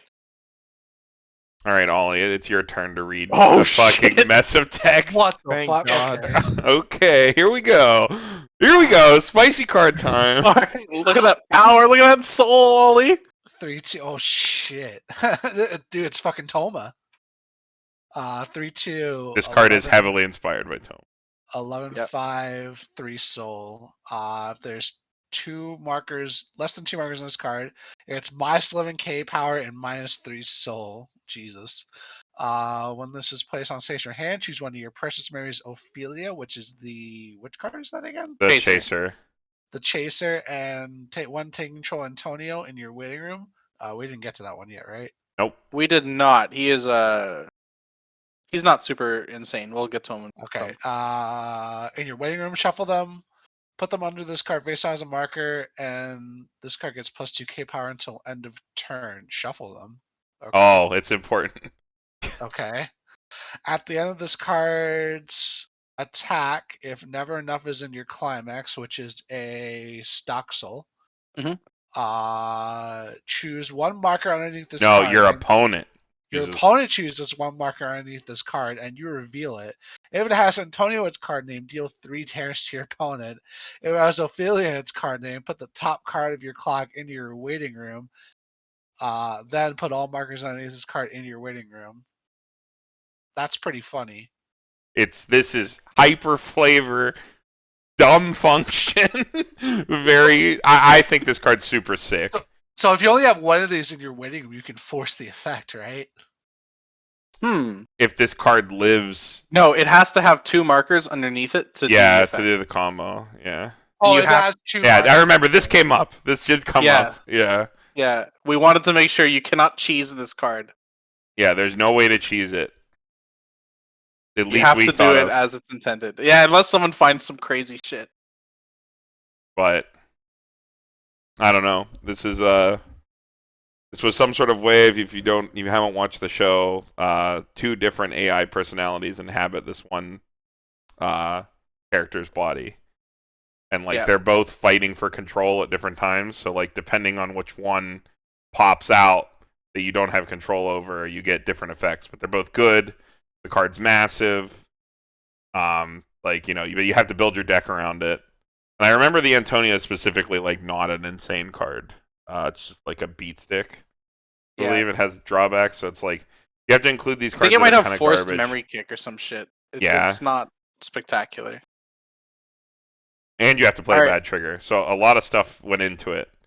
But I think it's cool, and I would try to play it in a deck if this were real. Yeah, I would build this as a side deck. I don't even think it's good at all. But I think it's sick. C for sick. Does anybody have any questions? Yeah.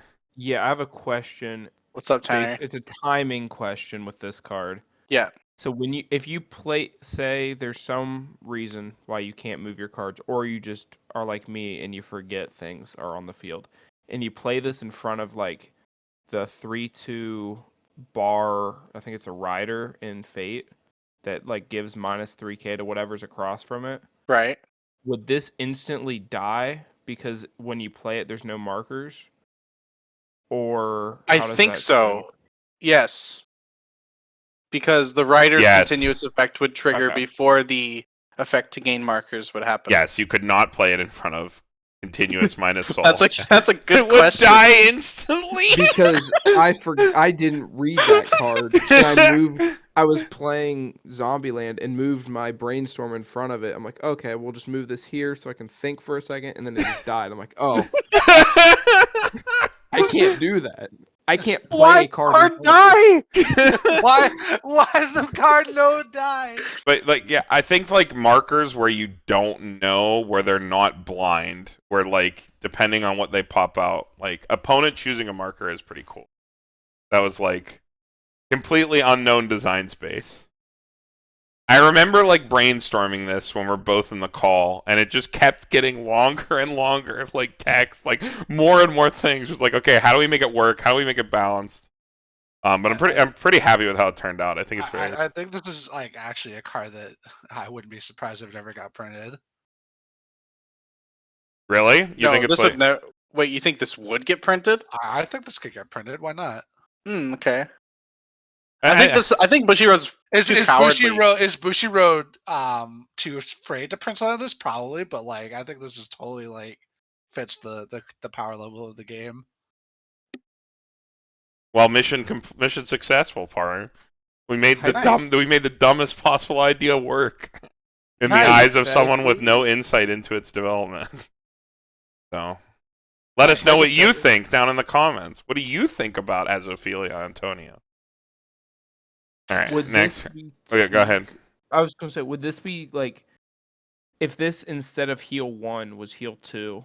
It was Way too initially insane. heal 2. Okay. We cut it back. It would be That would be too insane. insane. Because then it's actually just you're playing a card and getting way too much shit out of it. Okay. I was just curious as to like if that would happen, would it be like absolutely cracked as somebody who doesn't have, a ton of time in this game yet? Sure. Heal 2s are really rare. They just took Cordelia's off the ban list, dude. Like they're like any heal more than 1 cards are like we're either on the ban list forever or are in index. Yeah. But they freed the Fate one, and that's heal 3. Did they free the Fate one? They did, last ban list. Yeah. Well, Fate sucks, who cares? Yeah, unplayable set. Shut up. Alright, Paru, go ahead. Vivy's song, Archive AI, notably, I think because of the new rule change, this counts as a Vivy. It does count as a Vivy. I don't think that matters. No, I don't think it matters either. Just kind of cute, right? Yeah. If the archive is in quotes, is in the middle position of your center stage, this card gets plus 6,000 power. When this card is placed on hand to stage, put the top 2 cards of the deck into waiting room. If there are any climaxes among them, rest this card. Huh. You get a free level 0 8K at level That 1. can randomly just kill itself. Power Yeah. Corrupt Kitten. It It is. has to have the level 1 on field to be 8K though. Yes. Yes. Yeah. But So it's if you still play it not- at 0, it's Yeah. just garbage. Yeah, if you played at 0, it's a 2K that might just end itself. Well, it doesn't die; it just rests. Well, you just put it in the. Might as well. background. That might as well say kill this card for the turn. across. It's not very good. I think Is the that right? archive is possibly a good card that we will get to soon. And the archive can cheat this card out to avoid its Yeah, you can avoid the downside. detriment. Dude, this is just bigger than like 1/7500s with the 1/0 out. Yep. Yep. Pretty sick. I don't know if that makes it good, but it can kill those. It's probably C minus. That is a good point. All right, it's the taxi. We already talked about the taxi. It's funny. Yeah. Next card. Who read the last one? Paros is Tanner. Tanner, you get a short one. Go ahead. Oh, thank God. Metals Float Core Grace. Or Metal Floats Core Grace. I've already messed up reading. This card cannot return to your hand from stage or waiting room or move to another position on your stage, but it has 4,500 power. And it is a music trait also. Yeah. So You can't salvage this with door. You can't salvage this at all. Yeah. what a funny detriment. Yeah. It's flavor. Yeah, it's flavor. Would you play a level 0 4,500? Probably I not. don't. So I think you have better options. I think I give it a C. It might get played. Okay. It is really big. Yeah, it is really big. Like, people were talking about playing that at the Assault Lily promo, just a 5K. But, like, Assault Lily has so many good zeros, like, and didn't you play, but, like, other sets would happily play it. Like, with similar drawbacks that just sat in the level 0. Or sat in the center. It had a similar drawback to this. It wasn't as restrictive. This card's understated. It's worse than cards that exist. Which is funny. When you're trying to make a custom set, you go, how do you make a level 0 static 4,500 work? And then you just end up making a card that's actually worse than something Booster Red would print. Which is funny. Alright, next. I got the Archive. This card is placed on the stage from your hand. You may pay 1. If you do, choose 1 cost 0 AI character in your waiting room, put it in any position on your stage, and it gets plus 1,000 power and the following 2 abilities in turn. At the start of the Encore step, put this card in the waiting room. When this card is placed into your waiting room from your stage, look at the top card of your deck, put it on top of your deck or into your waiting room. So it is like a Ramorous, but the card does not go to memory, but you get extra power and a Surveil out of it. Yes. It makes it a 9k for the level, or for the... Yeah, if you spawn level 0 with it. Yes, you can spawn the archive But it AIs. dies at end of turn. Right. It does die at end of turn. You have to hard play. Wait, are there any dank on death AI characters that you can combo with this? Oh, we didn't think you about could spawn that. the Cheery. Yeah. Maybe that's cute. There's a Cheery. I don't think that's good enough. Pay 1+. It is Kinda pay 1+. cool. It doesn't It's give you the cool. compression Ramrus gives you. That's a cool card. What it is? Say summon anything. Any cluster, yeah. It's also pretty small, so this probably Yeah. doesn't win a lot of the time. Probably like just immediately crashes its lane. All right, next. Eva's Successor, 105k. When this attacks, choose one of your other characters, put it in your waiting room, reveal the top card of your deck. If that card is an AI, put it in your hand. And this card gets 1,000 power for it. Wow, it's 0-2, but better. It's forced. It's forced. Yeah, You cannot choose not to kill something. Oh, I see. Yeah, it's mandatory. Ah, okay. Mandatory sack. Probably still good. Yep, probably still good. To attack, what You happens? can combo this with the archive. Wait, what do you mean? If you don't have another thing to sack? Yeah.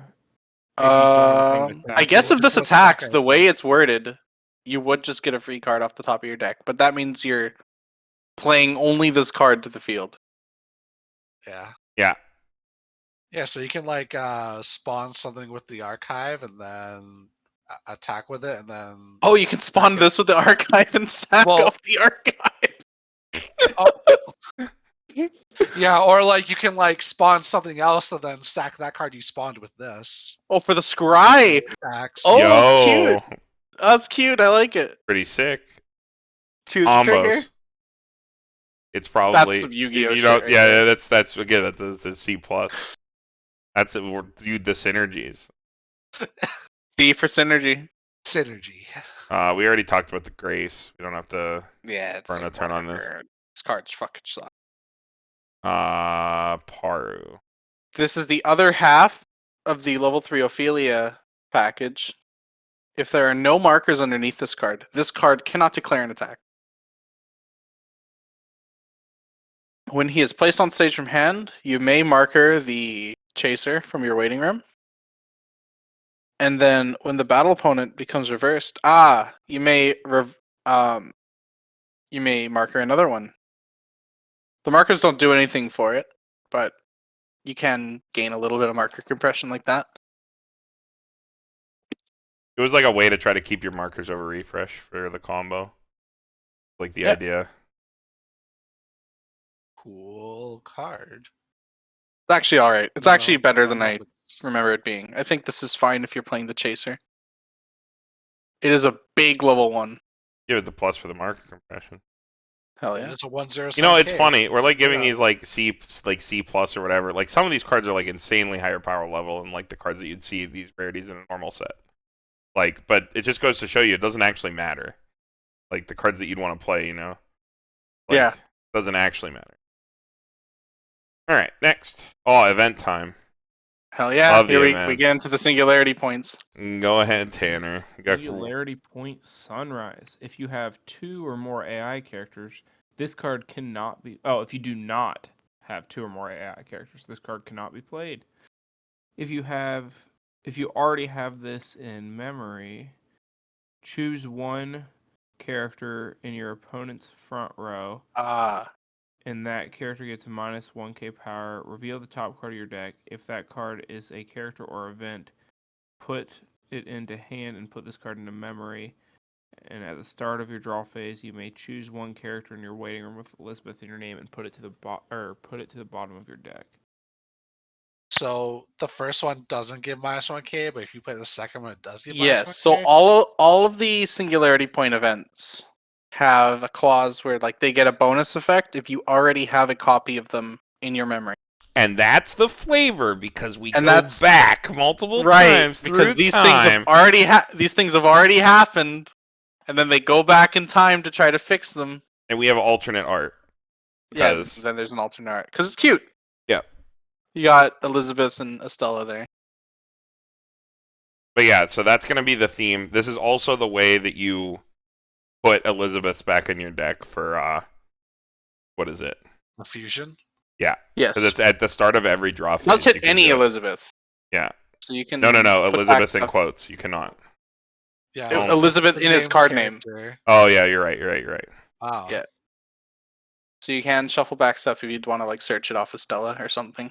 And that's every draw phase after you play it. Yep. Cool. You can decompress yourself every turn for free. Hell yeah. This is the weakest of the 4 singularity point events. Yeah, it's a sword. But it is. I wouldn't like be too mad if I had to play this. It's not the worst card you could ever sleep. Yeah. It is. The next one might be the ban list contender. Yeah, this one might be dumb. Okay. Singularity point Ophelia. If you do not have 2 or more AI characters, this card cannot be played. You may choose 1 card in your clock and add it to your hand.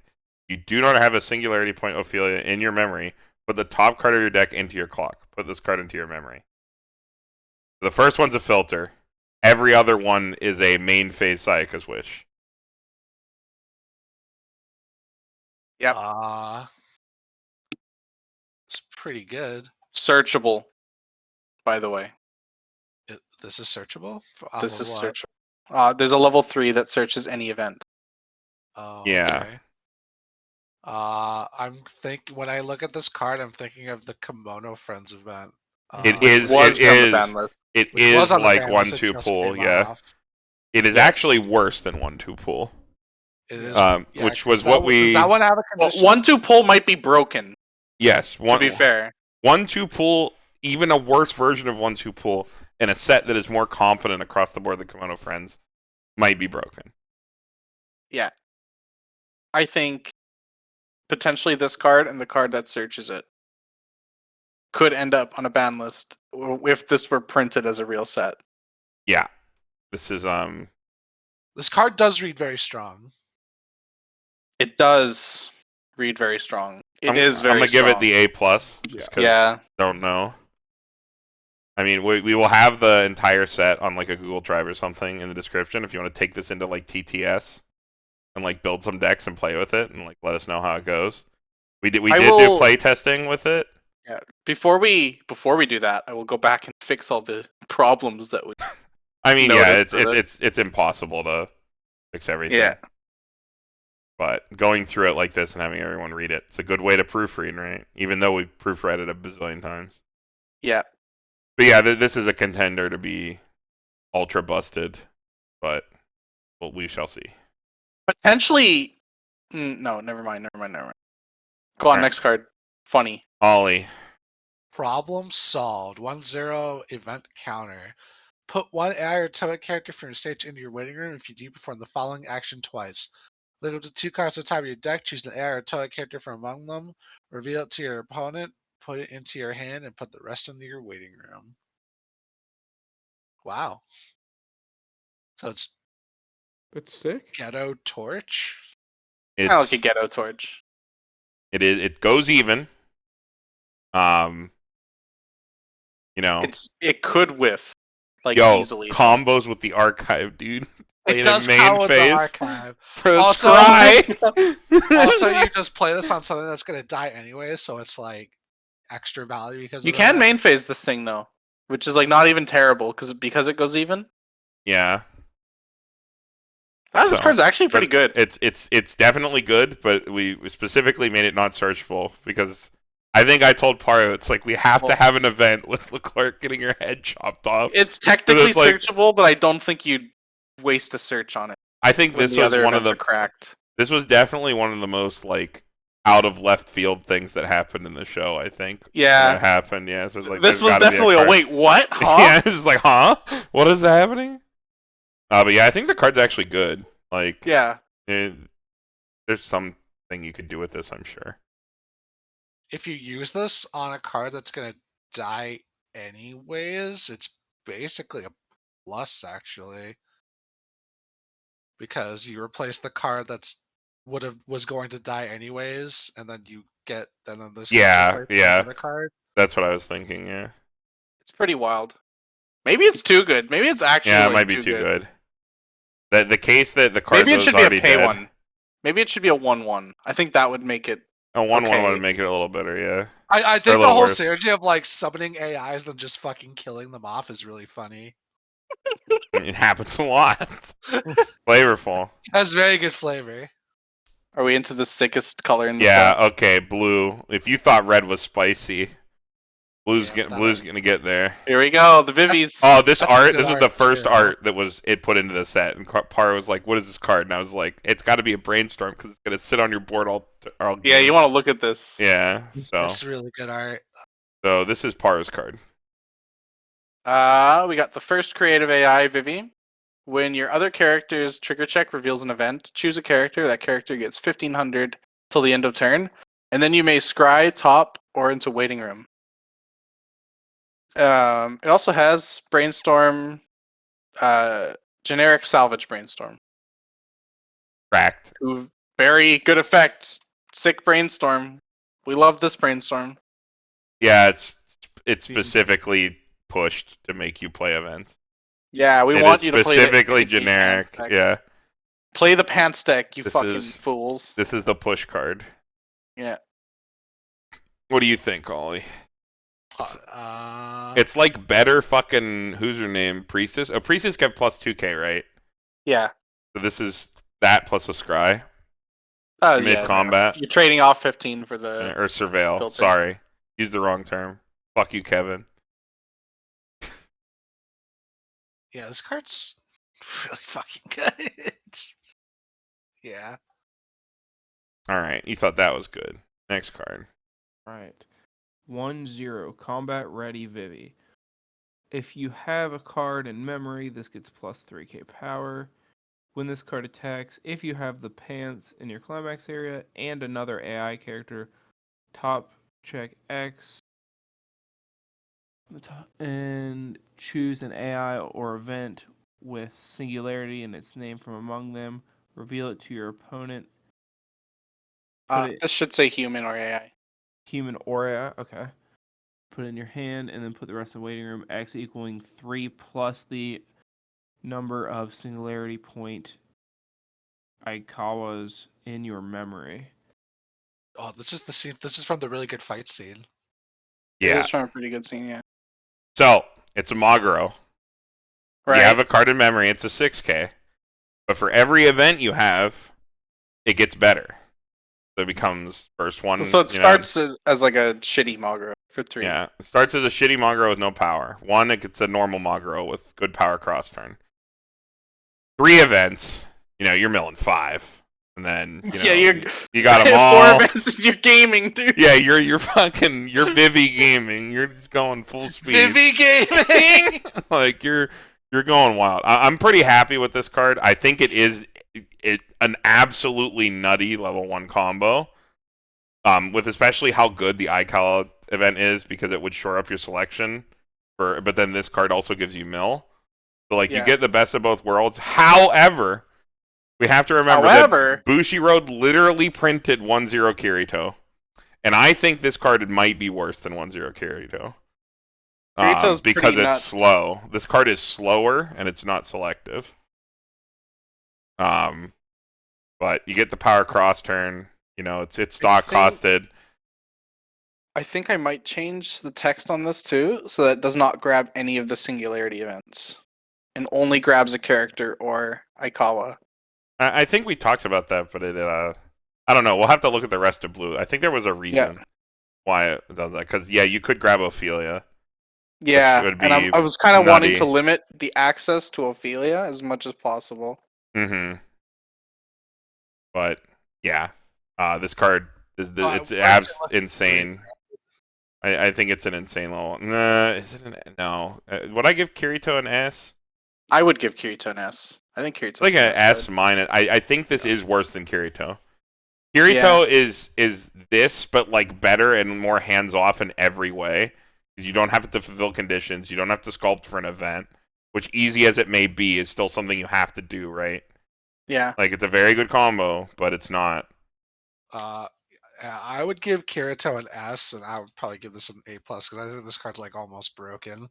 Because you're playing the Momoka Riki, probably, you do usually have a card in memory at least, even if you don't draw the event before That's level true. 1. That is true. Which means you can't play the really good Grace Ricky. Right. Doing that. That's true. Yeah. I think this being 6k cross turn and like a like free, like good free mill is like pretty absurd. Yeah. Yeah. Just wait until we actually read the event. Yeah. Yeah, the event is event's cracked. Also, So- it's like one of my favorite scenes from the show. Yeah. We could look at this, or we could look at the Also, Paru, I SSP gotta version. say, you killed it on the climax arts, like throughout the set, just in general. Oh yeah. The climax arts are all perfect. Very, very good job. All right, next card. Let's look at the SSP version. The fuck card is you want to? it? Okay, so this is the base rare Buttons. version. This is the base rare version, and here's the SP version. This is the only SP that Paru made. Yeah, The I didn't put a SSP, signature actually. on it, but like, this would be worth like $500 or some shit, right? It even got when a this card- signature. Rip. No, English market is probably Damn. worth like 1,500. When this card is placed on stage from hand, if you have 2 or more other AI or Toak, you may choose up to 1 character or event and clock. Put it in your memory. At the end of this card's attack, if you have Fluoride Ice Song in your climax area, you may pay 1, discard an AI character. If you do, look at the X cards from the top of your opponent's deck. Choose up to X cards from among them, put them into your opponent's waiting room, put the rest on top of their deck in any order, deal 3 damage to your opponent, and this card cannot stand during your next stand phase. X is equal to the number of different named events in your memory. This damage may be cancelled. That's important. That part is important. You gotta play a lot of events. Yeah. There's how many memory events have we seen? We've only seen 4. 3. Well, there's 4 total. We've seen 3. Yeah, Three? we've seen 2. We've seen 2. Yeah, we've Yeah, seen the 2 other of 2 them. are at the Yeah. end of blue.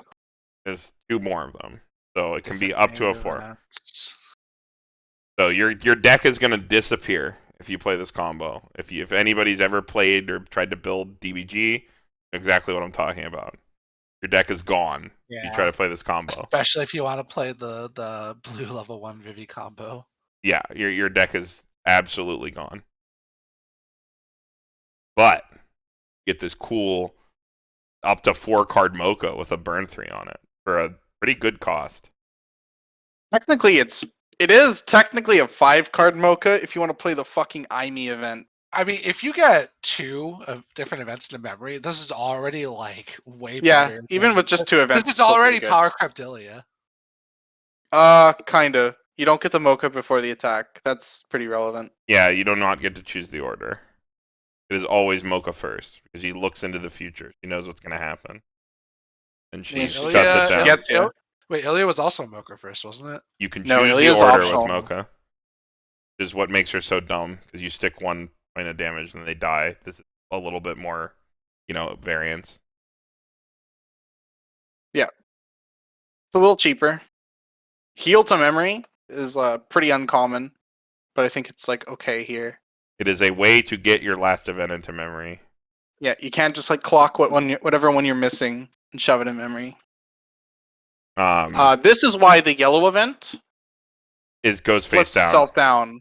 Yeah. I should actually put that text on the other event, the red event, the problem solved one. Well, That yeah. one should so also they say can't... it flips itself down. Mm-hmm.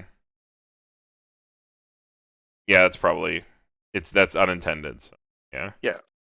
But yeah, as insane as this card might read, I don't even know if it's gonna be worth playing into as hard. The deck building part is Deck building constraints are insane. real. But As I someone mean, that's you built could just it play and like bad, Aikawa and Ophelia, and and then I think Metal Float and like ignore Sunrise, and this is fine. I'm gonna be real with you. Like, you could probably like just play like 2 different events, and this is already like a really good combo if you just 2. Yeah. yeah, probably. And you're playing Aikawa and Ophelia pretty much. Yeah. All right, so what do we think? A lot. I think this is like also almost an S tier card. Maybe not S. It's definitely an A tier. The only thing I'm iffy with on this card is the cost. I don't know how much this effect should cost. We went back and forth on that a fuck ton. Because yeah, it's spread out, right? Even with the one heal to memory, or maybe like you get super lucky and there's 2 different events in your memory clock that you don't have yet. You're at higher level 3. It's still a lot. You have to put a lot together. You are bleeding so much stock. I feel like you could never triple this because there is specifically like almost no stock charging in the set. There's that one level 0 that coin flips the stock, and that is it. Yeah. I think Pray 1 Ditch 1 is fine just because of the other similar effects that are costed more than this, and this requires more setup. So it ends up being roughly around the same cost as those. This was the build around card. This card was made very early. Yep. And heavy inspiration from DBG. But doing different things with it. I think it's this and the Aryashki Elizabeth that kind of contend for the finisher slot. Mm-hmm. All right, next card. All right, sisters Vivy and Viviette Estelle. Was that supposed to be? That's Estella. the weird font for the ampersand. Okay, Vivy and Estella. This card gets red in all zones. When this card is placed on the stage from your hand, reveal the top card of your deck. If that card is an AI or human character, put it in your hand. Choose one card in your hand and put it in your waiting room. And then auto effect. When this is placed from stage to hand, or from hand to stage. I'm sorry, I'm tired right now. You're good. You pay cost if, which is ditch an AI or human character if you draw a card. Oh, so it's Arisu, yeah. Arisu, yeah. Good profile. It's always red. Wow, that's like the Disgaea card, except intentional. Yeah, it's Nice. a dual color card for flavor because it's a level 0 and it doesn't matter unless you have to use it for stock soul. Hey, you can level this card. You could be like, this card is blue. Yeah, you can level this card. Yeah, you can have instant level it, and you have red and blue now. That's actually like, yeah, that's probably relevant. Yeah, it's probably really considering good. red blue is like an actual sort of deck. I think it's pretty relevant. Like as a and like this is a card you probably wouldn't mind running like 3 or 4 of it. Yeah. Yeah. Pretty good. Paru. We got first task Vivy. Accelerate. At the beginning of your climax phase, you may pay cost. If you do, this card gets the following ability until end of turn. When this attacks, search your deck for up to 1 AI or human character. Reveal it to your opponent. Put it in your hand. Choose one card in your hand. Put it into your waiting room and shuffle your deck. And she also is a mill runner. So it is like the Accelerate Search Ditch from Excel World. But it's also also can run. And she's running. Wow, she is running. I think like... I'd play this over the Ophelia runner, even though the Ophelia is huge. I think this card is also ridiculously good. Yeah, this is dumb. This Reading is like it back, this is like your classic custom set, like over spec, like 0 card that everyone prints. If you go into any custom set, you will always see a card like this. Every single one. Broken? Probably. It's probably broken. It gets you to level 1. It gets you to level 1. It searches, like, it filters you. Yeah, and this goes on the choose list. Yeah, this is dumb. I'm with Ollie, actually. It's too good. The thing about getting you to level 1 is it's at the beginning of climax phase. But you get okay, think about it, Tanner. You get filter on your first turn with this, which is something that no deck and Weiss can easily do. It's Mushoku can do it, but that card's also not a runner. This I think Bang Dream just got cross turn and then gets to filter again. I do think Bang Dream just got that search profile, and then has no other effect on it. Mm-hmm. What, like Snow Sprite search or? Yeah. No, like the climax phase, clock yourself to search ditch. Okay. Excel World had this for forever, and now But it wasn't this a is runner. it. This is it in its ultimate form. Yeah. Yeah, This and is the final form of the clock searcher. It's gone too far. Science went too far. This card reads. This card proves that the AIs they got too advanced. Yeah, the Dolphins. The Dolphins. It's like when they made the Dolphins made K, dude. Like they went too far. This card basically reads, "I guarantee 2 copies of your level 1 combo." For people who haven't heard the joke of the Dolphins, Paru, do you want to tell it? It was sea lions, I thought. Sea lions? Okay, sea lions, yeah, okay, dolphins, yeah. It's sea lions playing with balls in a pool, and the balls just have different Weiss effects on them. So when, Bushiroad, they're struggling, right? They're like, fuck, we have one more green double R for Kaguya, what do we do? They go down to the sea lion pool, they're like, alright boys, give me your best. And they shit out Clean Cut and Runner, and they're like, sounds good! Yeah, what could possibly go wrong? This is definitely a sea lion card. But we made it. So we are the sea lions. We're the clowns.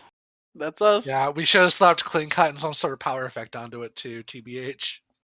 Yeah, why doesn't it gain power? What the fuck? Yeah, what the fuck? 2K. It's only 2K. This has a chance at dying and not plussing you. What Ollie said is what pushed me to S, actually. The fact that you search, and if you're still at level 0, because you're a sack and you cancel, it lives, and then you search again. Or if, your opponent can only attack once. So what if it only could do this effect on the turn it's played? Would it still be insane to you? It would still be It would still be insane. Broken, okay. But probably not broken. I think I might make that change. Where it's only on drop. We can only do that effect on the first turn. It would probably go from an S card to an A+. Yeah, to be honest, I think it still might be an S. Yeah, it still might be broken. Okay, moving on. Tanner. Right. Future AI Matsumoto. During the attack phase, you cannot return characters from your waiting room to your hand by card effect. When this card is put into a waiting room from the stage, you may put a card from hand into waiting room. If you do, top check 4, choose a level 1 or higher. Among them, reveal it to your opponent and put it into hand. Okay. Damn, that's a Godzilla detriment. It is. This says you cannot play this in the red deck. Yep. Yeah, basically. It also says in the red deck you have to play the Rize. Yeah. So trying to make in a deck that you're playing red, probably still play 2 of it. Cheery. It's a 2500 Cheery. Yeah. Should this be bigger? Is level 1 Cheery only 2K? Yeah. Okay. Still fine. And I would still play it. It's pretty good. Yeah. Still Cheery. Still costless to mill. It's the fact that it forces deck building constraints though knocks it off a little bit for me. Fair. All right, it's merge Next time. card's actually cracked. Stop Grace, Vivy. When this card is placed on the stage from your hand, you may pay the cost, which is put 1 card from your hand in the waiting room. If you do, level down one of your opponent's characters. And then, Fusion, put 1 True Form Matsumoto from your stage, face up underneath this card as a marker. Search your deck for up to 1 Vivy. Put it on the position that this card was on. Put this card and all markers underneath that card, face up underneath that Vivy in any order as marker. Shuffle your deck. Vivy being exactly this Vivy or the one from the TD. Yep. So, because there are other ways to put cards back to deck in the set, the idea was to have fusions that had other effects. Yeah. Correct, Paru? Okay. Yeah. I remember that being an early when asking for change. feedback, I was told by multiple people that this card might be broken. And I said, nah. I'm gonna fucking print it. Let's go. Yeah, see how it goes. I'll fucking do it. It is you do have to neg a lot, right? Because the Vivy doesn't cantrip. It does. It does. It's a Never costed mind. cantrip, but it does. Costed cantrip, but it does. So you're only negging 1, really. You're negging 0 if you search Aikawa. off the Vivy. Yeah. Well, because the Aikawa replaces the card, you have to. So the trance searches, it's pay 1 search an event on play. Okay, yeah. So you're negging 1 to fuse, but then you're getting that card back with a 3/2, right? Yeah. So Well, you go neg 1 to then fuse, and you neg 1 also to level to down. roll down, and then you get a card back. So You it's get only 1 really back from the Vivy, and then you can get 1 back from the Aikawa. Oh, So okay. in that entire exchange, you can go +0. Okay, that's yeah. That I don't know. That might be broken. It might be broken when you see Right. the full everything going on here. Blue might actually just be like a mistake. Yeah, blue might be a mistake. It is the push color by a lot. I mean, I think you could make a totally good deck out of just yellow, green, red, and then blue comes along and just like shoves its fucking huge cock. Yeah, it's just like, yep, yep. 10 inches. Jesus. Okay. Whose turn is it? Oh, Ollie, you didn't rate the last turn. I didn't rate it. Yeah, it's like probably an A plus. A Alright. to an A plus. Next card, Ollie. Incomplete Matsumoto. For each marker underneath this card, this gets 2k power. When this card is placed on the station in your hand, choose up to 3 cube clone Matsumoto in your waiting room. Put them underneath this face down as a marker. Put 1 electronic warfare from your climax area into your waiting room. Beginning your encore step, you pay cost. If you do choose 1 AI character in your waiting room, put it into your stock. Then, if you have 7 or more stock, you may shuffle your waiting room into your deck. Jeez. So it's a Hard capped at 10-5. 1. Hard capped at a. Yeah, so it's a 10-5. Stock 1 at end phase, and then it can free fresh. So If you you have meet to the go stock into your threshold. attack step with 4 3? stock. Okay, think 3. about it, dude. You play 3 of these. You marker 9 Matsumotos. Right, 3. Yeah, You then go into Matsumoto is you go into your attacks. card. You go into attacks with 3 stock, right? Or no, not even 3 stock. 1 stock. 0. No, it's not. No, No, you have to only have one of one. these can resolve. No. The way that it's worded. Oh wait. Oh yeah. Only one of them can resolve. Yeah, you're right. Darn. You have to have 3 stock at start of attack. Yeah. Okay, I misread it. That's still a lot I of think compression. that's still reasonable. Yeah. The idea is this is like a compression combo, where like you marker a ton of cards, and then if you have enough stock at the end of it, you get a free fresh, so you immediately get to cash in on your markers. I like the climax art. It's like a Pokemon battle going on. Dun, dun, dun, dun. Yeah. It's pretty good. I think it's cool. This is dang. I don't know if it's playable, but it's pretty. This is one of those level 2 combos that they print in every set where people are like, it's cool, but like I'd rather just play level 1. Yeah. I don't know. It's a lot of compression, guys. It is a lot of compression. Super cool. Yeah. Next. Paru. Bear. Wait, I scrolled away. Here we go. We got. Oh my god, I just forgot to give it a soul again. I keep doing that. I'll fix that. Don't worry. This card should have 2 soul. We got 3/2, Project Singularity, Matsumoto. If all of your characters have Vivy or Matsumoto in their card names, this gets 2k, and opponents cannot play backups. And then when this is placed on stage from hand, you may pay cost to choose up to 4 characters or events in your opponent's waiting room with the same name and put them on the bottom of your opponent's deck. Huh. If your opponent fucks up, this can just win the game. Wait, maybe this was 1 cost as a... I don't remember if this was 1 soul as a purposeful thing to stop you from just blasting them, or if it was a mistake. It's because that is potentially insane. It could also just do nothing. It's like the worst decompression card or the best decompression card. Yeah, it only does something basically if your opponent's at the very end of their deck. Yeah, and they have like a full set. This can be played around in their waiting room. I mean, I don't think that's super unreasonable. Your opponent can't free fresh counter because they can't play backup. Well, that's on. Oh, you're right. Too. This can be played around pretty easily, I think. Yeah. If you know that this is like a thing. Yeah. Probably fine, but I don't think I'd play it. I'd play enough green to play the 2/1 green stock swap, I think. Yeah. Okay, next card. Who's Me. Go ahead. There's a lot of text. 3/2 Fond Memories Vivy.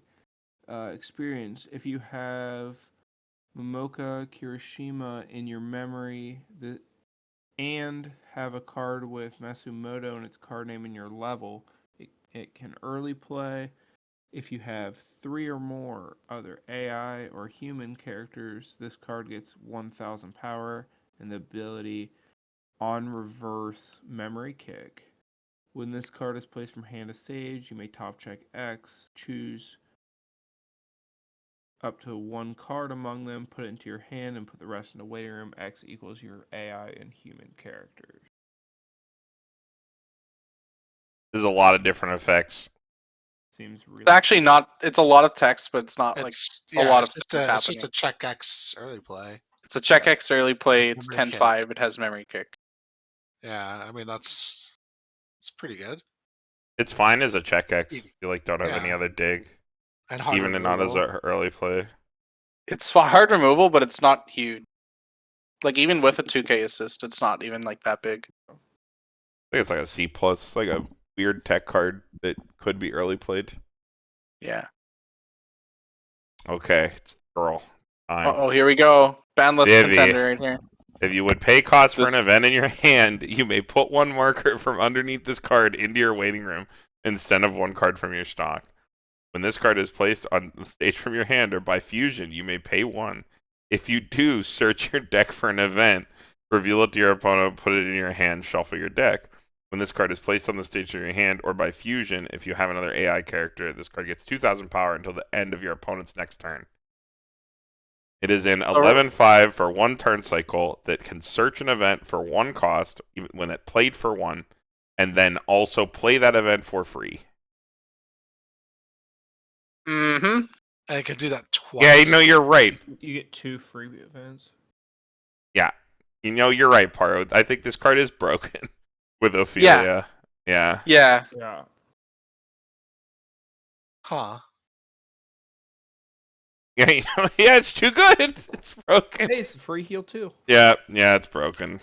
It's broken. This one I think might be broken in standard too.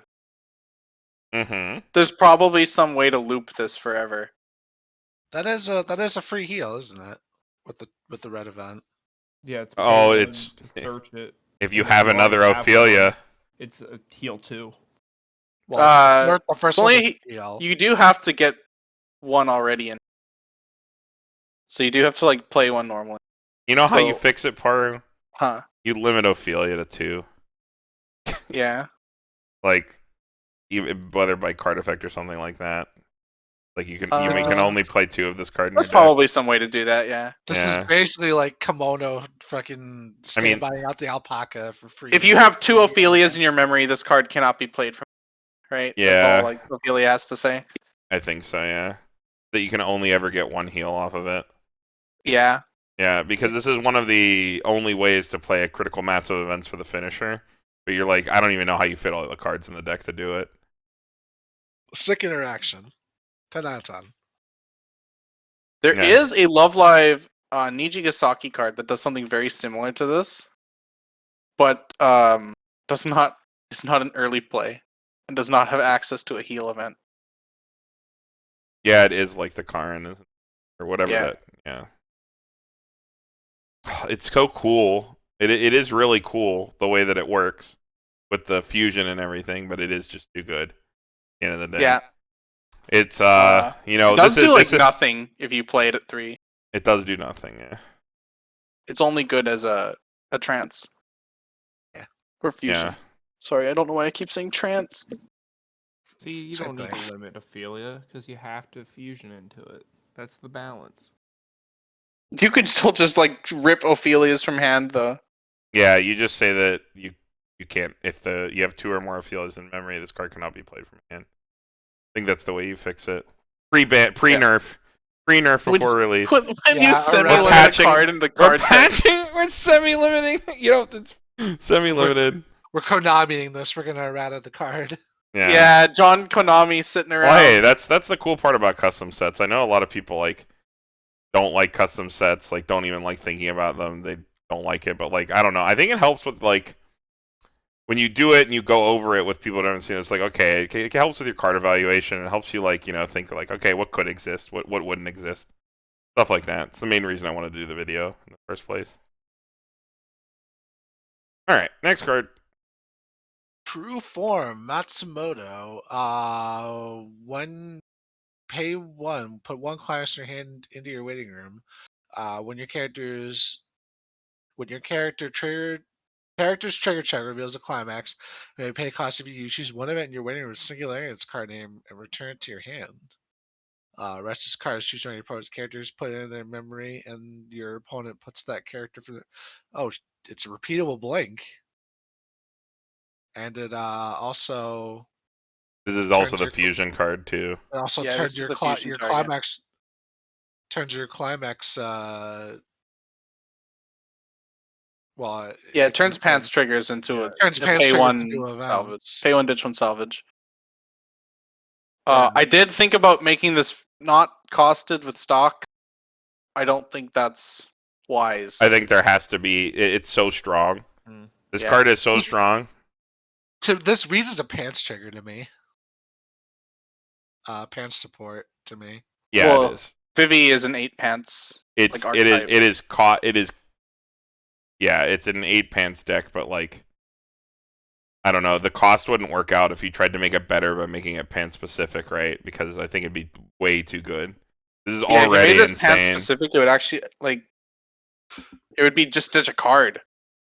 I don't know. You should have some kind of detriment on it. Yeah, you have to. Can't hold a climax for that. Get your. Yeah, you cannot just salvage event, salvage this card is at the limits. At your opponent. This card is at the limits of broken because it always pays out climaxes. With this card down, you can never have dirty stock if you don't want it. You don't have a whole lot of stock to begin with, though. Yeah, so it's probably also fine. Pretty good with bar too, if you can find a way to fit it in. True. Yeah, the only bar in the set though is like you cannot play events. Basically, you cannot play any of these AI or human events. I see. Yeah, because they just won't work. Still a good card. Oh, this card has a lot of text on it. Yeah. Go ahead, Who's Paru. reading this? Is this me? All right. Oh. When this is placed on stage from hand, you may choose the 1/1 digital disguise Vivy in waiting room. Put it underneath this card face down as a marker. This gets 1500 until the end of turn. So just based on that, it's a 1/0 marker 5500. Okay. Okay. During the turn, this card is placed on the stage from your hand or by the auto ability of that same 1/1. When the battle opponent of this becomes reversed, you may pay 1, tap a standing character, sack this card to draw 1, summon the 1/1 from your waiting room on the same slot, and then put this card underneath that one as a marker. So it's a 1/1, a 1/0, 55, has on reverse pay 1, draw 1, pay 1, tap 1, draw, and changes into a 1/1. It's a Yuko with a ton of extra steps. Yes. It's bad selection, still pluses, gets you a big guy. Huh. So the way it's worded, you can do the effect and not get the marker. And not change, yeah. I mean, whatever. Pay 1. Yeah, it doesn't matter. It's still a draw. Pay 1, tap, self draw. So it's draw 1, change basically. Yes. Okay. And then the other one we can just go over it now. Sure. During your opponent's turn, this card gets 500 power for each of your other AI or human characters and cannot be chosen by your opponent's card effects. He's disguised. Whoa. No markers underneath it. It gets minus 4,500. And then it can change back at the beginning of your draw phase. You can sack this if you do choose a security AI in your waiting room. Security AI Vivy in your waiting room. Go to the position this card was on. Put this card underneath that card as a marker, and that card gets 1,500 power until end of turn. So it can like loop itself. It's like a like a loopable shitty plus. But it might. Yep. It is big. Okay, It so is this 8K. is like the Ranko package a little bit in CG. Yes, it is like Yeah. Ronco plus Yuko was the idea behind this. Okay. And the card is pretty big. It's what is it? It's 8K hexproof. Like, Yes. can probably live. It will die if you cannot hard play the 1/1 basically. Yeah, you can't hard play the one. Yeah, because it'll be small. Small. I think this card is actually pretty sick. It could Yeah. it could be it's shitty selection. It's a lot of slots, but it's like a climaxless +2 if the card lives, right? Yeah. And then it comes back with even more power. Or no, it comes back as No, a it comes back 55. with the same power. It comes back as Because a it doesn't 55 gain again. Yeah, it doesn't gain the 15 again. That's cool. It's a lot for like one stock and tap a character, I think. But it is smaller than a normal Yuko. The Yukos usually get bigger. Oh. Alright. Next card.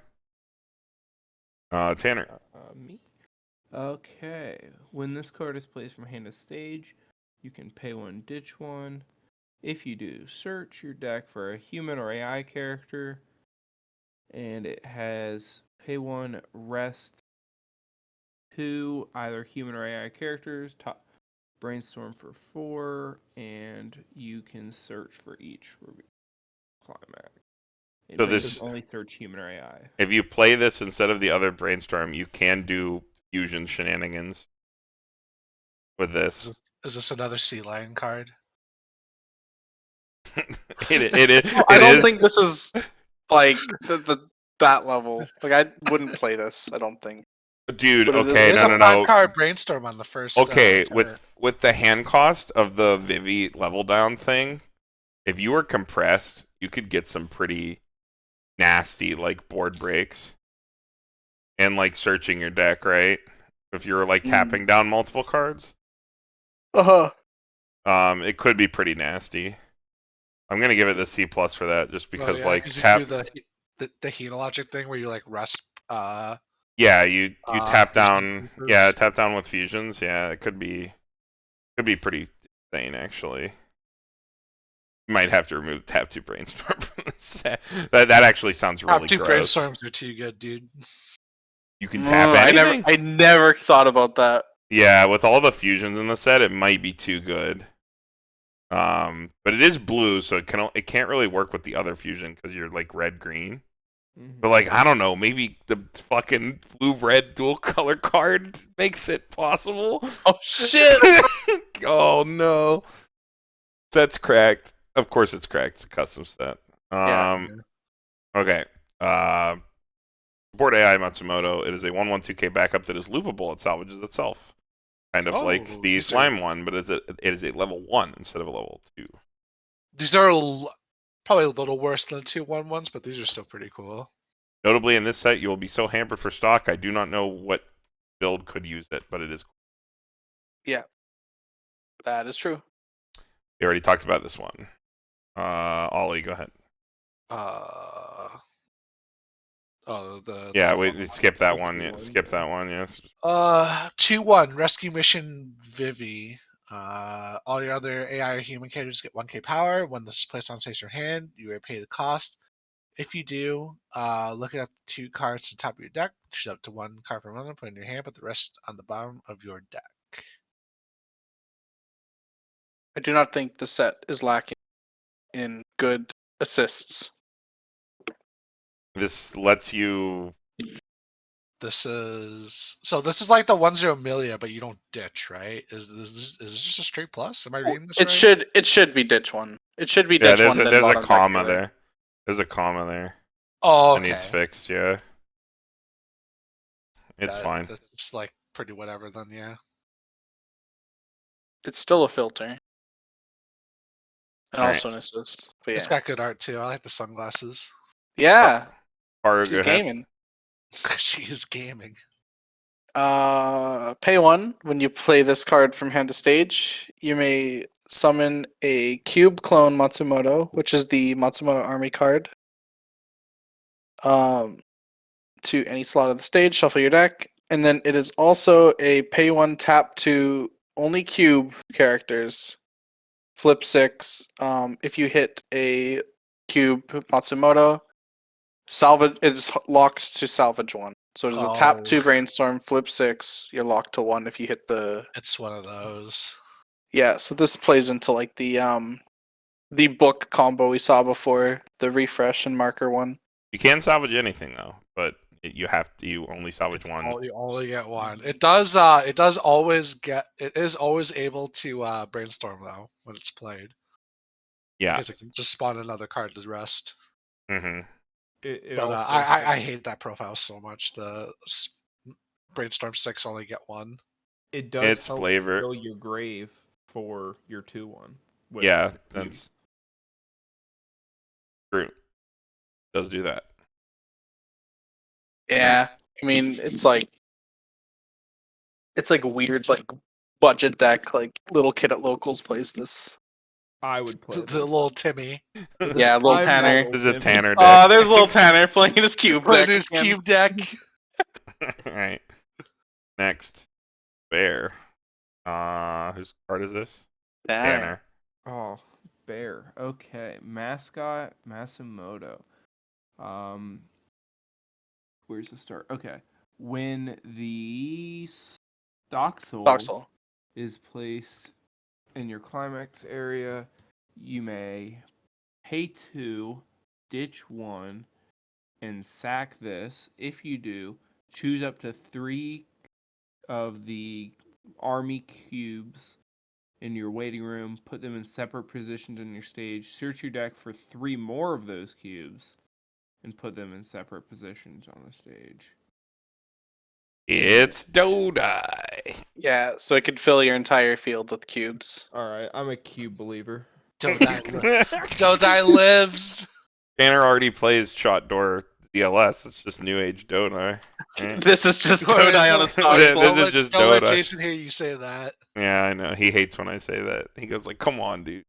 It's not Dodai, bro. It's not Dodai." Cube flat. I love you, Jason. Okay, Cube Army, Cube Clone Matsumoto. You can put anything. You can play any number of it.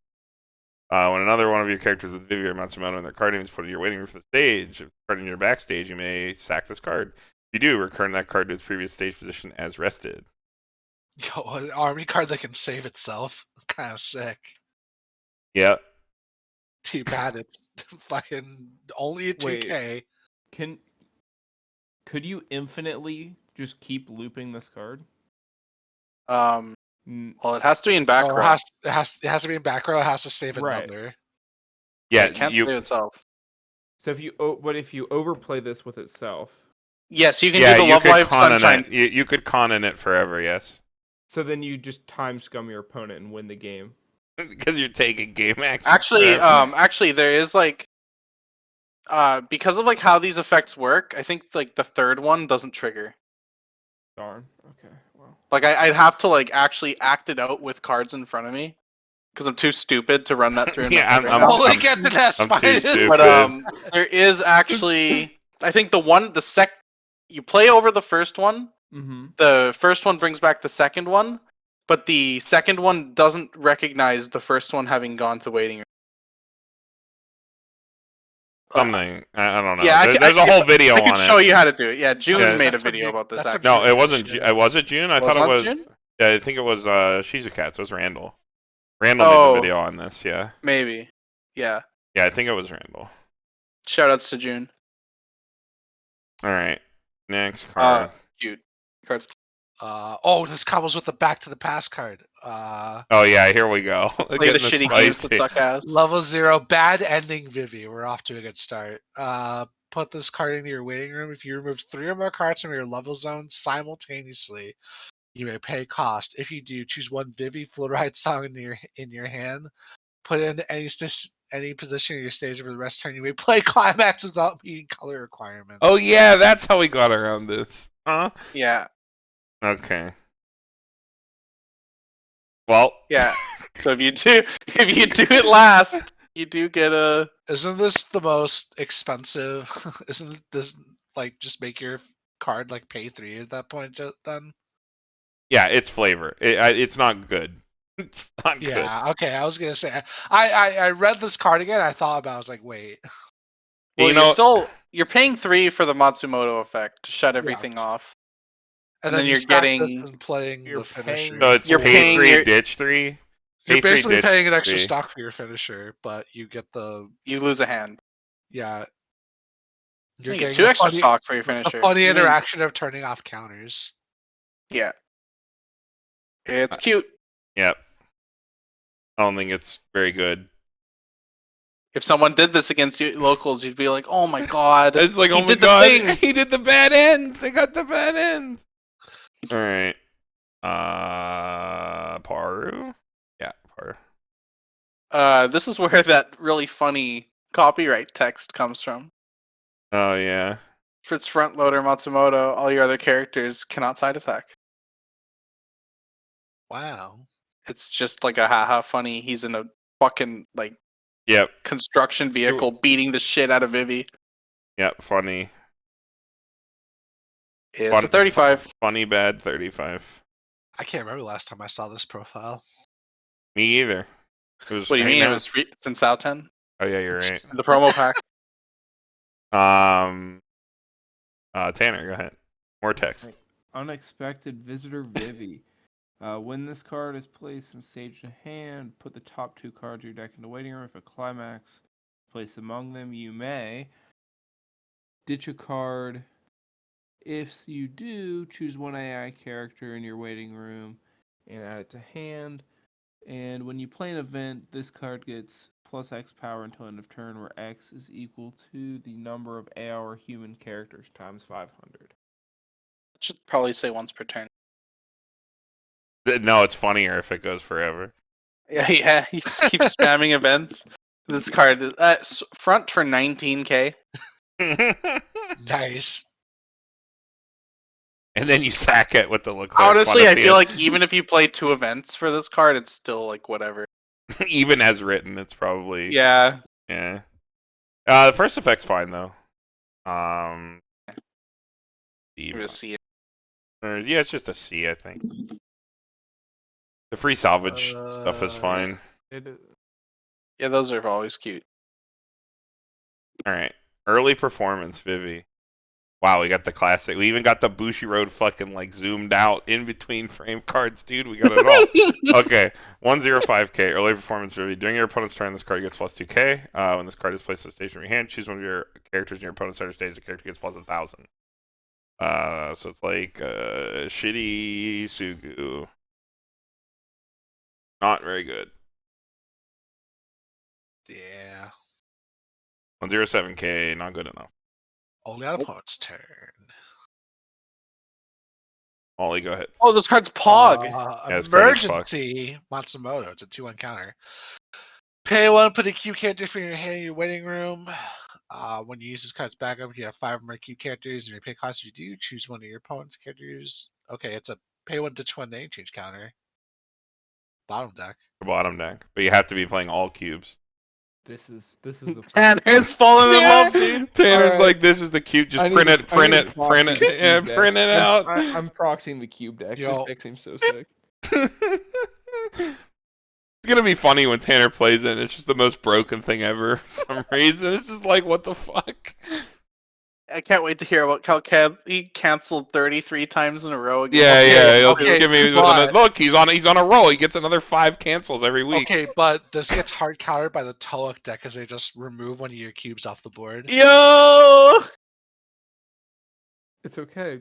It's What a good for sick the- draft set, This dude. is like sick for the cube deck. Like it's like, Yeah, I mean, it's a good HH profile. all right. Yeah.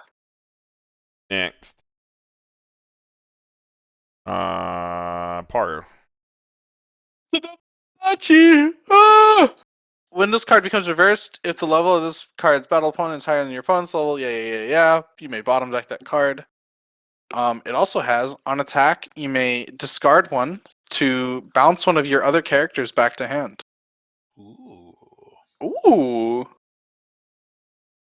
little bit of synergy with pants. Mm-hmm. A little bit of bottom deck action. With the Vivy fusions, do you really need any more board break? Fucking Yeah, I don't know about that. the sets. I think the yellow one is better, or the green one if you want to play for the bond.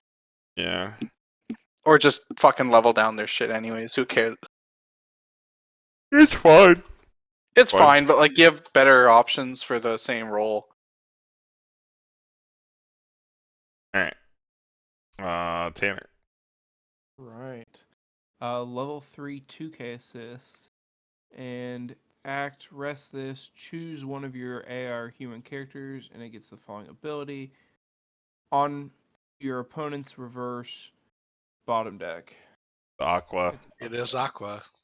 Paru does like that card. I do like that card. I think that profile is like really fucking good.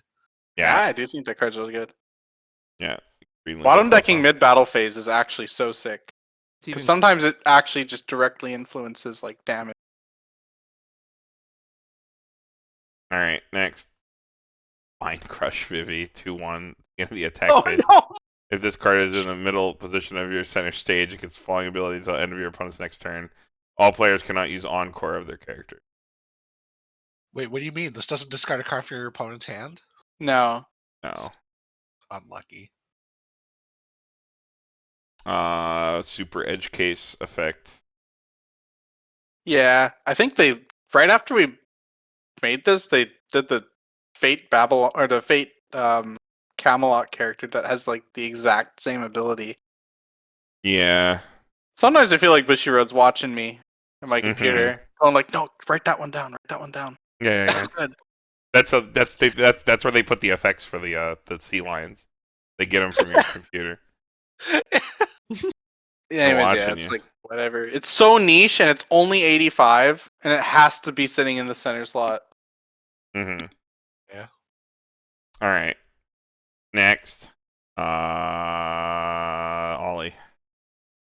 Late Night Vivy 3/2. When this card is placed on stage in your hand, if you have 2 or more other AI or human characters, put the top card of your clock to the bottom of your deck. When this attacks, you can pay 3. If you do, your opponent chooses 4 characters, and they're waiting to shuffle them into their deck. Huh. You got really weird with the decompression, huh? I didn't realize. I think I made this card in the Matsumoto that shuffles things back, forgetting whatever one I made second. I forgot the first one existed. You forgore? I'd probably change one of them to do something different. Oh, I don't know which one's better. I think it's this one. Is pretty fucking costly. This one Yeah, heals. pay 3 for 4 though. The heals. It does heal.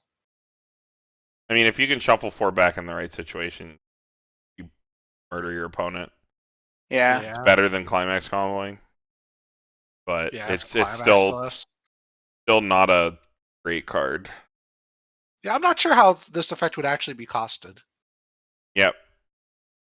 Yeah, I don't know. They do have the what's her name from Superstar. That's like a put 3 back. I don't know how to like look at that. That's like on play, right? That's its on play effect. Yeah. Yeah, and I think you choose the cards too. Yeah. It's free. Yeah, it's probably understated. Possibly, yeah. All right, next. Yeah. Shuffle back is kind of sketchy. I don't know how to properly cost that kind of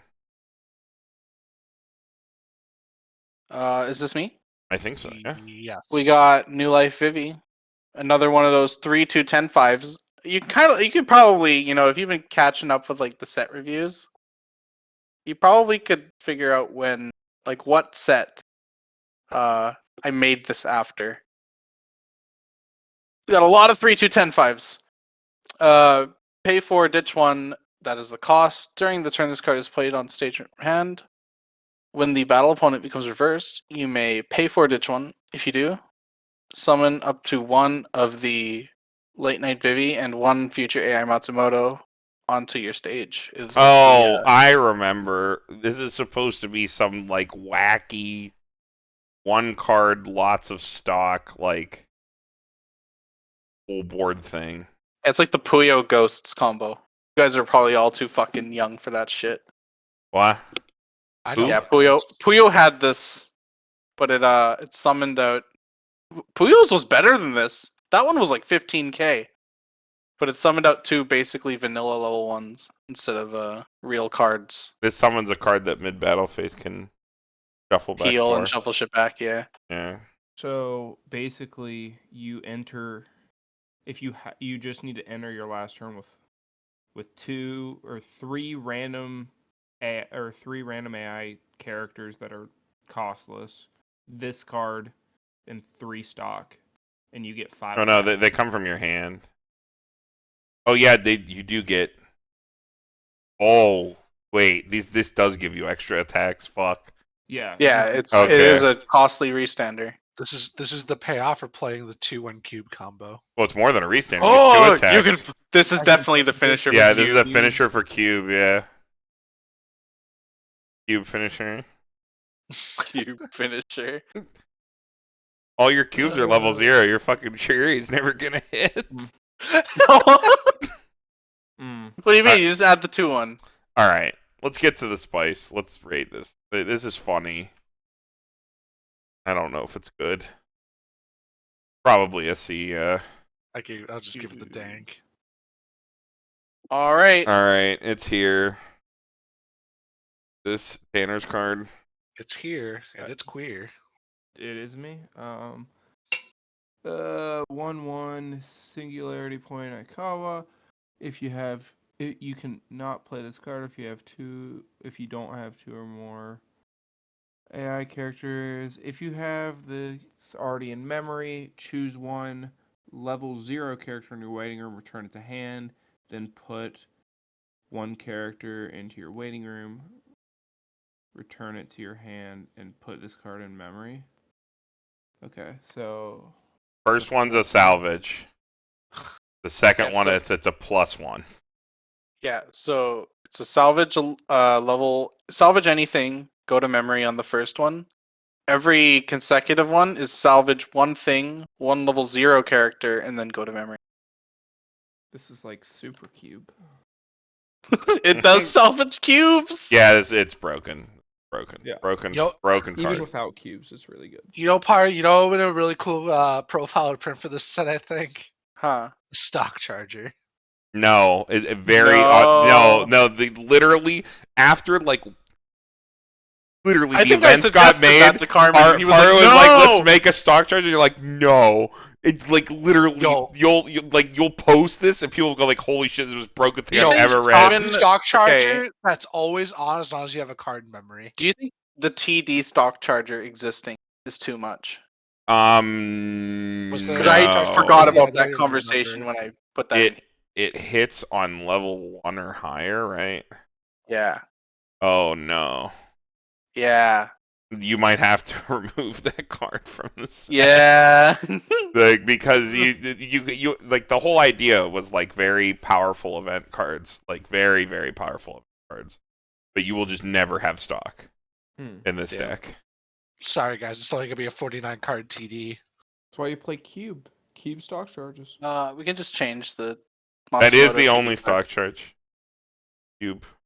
I'm telling you, dude. 1/0 stock charger. It's always Cube only stock charges 1 card. It doesn't even stock charge. It just goes even on stock. It's just a 2/0. Not if you keep him in the back row.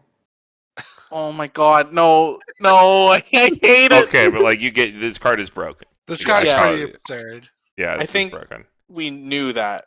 Yes, I think we were aware. We were aware it was broken. Make a bonder. There's no bonder to this card. Well, there is. It's really slow, the right? Level 1 combo. Maybe this card should also have the Ophelia clause on it. If you have 2, you cannot play this again. Does that make sense? Kinda. That kind of makes sense, right? Even like lore wise, like they only go through the things twice. The bonder. I'm going to check the bonder. There is a bonder to this event, but it's the one where you have to pay 2 to get it, and you have to pay 1 to play the event again. Yoichi. Yeah, the 1/1 green back row. No, he doesn't add the event. It's just a marker target. Oh, okay, yeah. So there is no way to get this. You can get it from the combat ready Vivy. Yes, you can add it off the Magro, but that's random. Right. And you have to Nothing play like one before. You also want to be directly resolving this selectively before search. you actually Fair, play fair, down the fair. Vivy. Yeah. So maybe you do have to limit every single one that being only played twice. Yeah. Because they are really cool and they are really flavorful, but It's like if you have one or you can like set a memory condition too, can't you? well What do you then the level 1 combo needs to change. Well, no. If you have 2 in Right, memory, the level 1 it checks combo is still a 5. check 5. Yeah, it's You still can a only check have 5. one copy of the same name in your memory or something. No, 2 copies. You need to do No, it twice. we need to have 2. You Yeah. have to be allowed to have 2. So yeah, it would still be a check 5 Magro. It'd still be good. Yeah, that'd be a better way to balance it. Yeah. Well, hey, it's broken. Next, But then you can event. also play the Vivy that removes cards from your memory, so you can just keep playing them again. Oh my god, yeah, because she forgets everything. Yeah, she forgets. She forgore. She Just forgot. for Okay. Vivy forgot, dude. Next event. Singularity point, middle float. You don't have 2 or more AI characters. This card cannot be played. You may search your deck for 1 climax. If you do, reveal it to your opponent, put it in your hand, shuffle your deck. If you have a card named Singularity Point Metal Float in your memory and you did not add a climax to your hand, choose 1 climax in your waiting room and return it to your hand. Put this card into your memory. Yeah, I think this one and Metal Float are okay being playable over and over again. And this one can put Vivy to the bottom of your deck. Yes, sorry, I cut you off at that point. Yeah. So like the Sunrise, this can set your it's offloading your what is it, your shuffle back. Yeah. It's still very strong, but it's not at like the level of Icala or Ophelia. Okay, so it's a climax searcher, and then if it's already in your memory, it searches Orsaus. Damn, that's kind of sick. Yeah, even this one might need to be limited. These have bonders. Just always having access to a climax is it's pretty strong in Weiss, I think. Yeah. This one does have a bonder. Yeah. What's a level 1 green?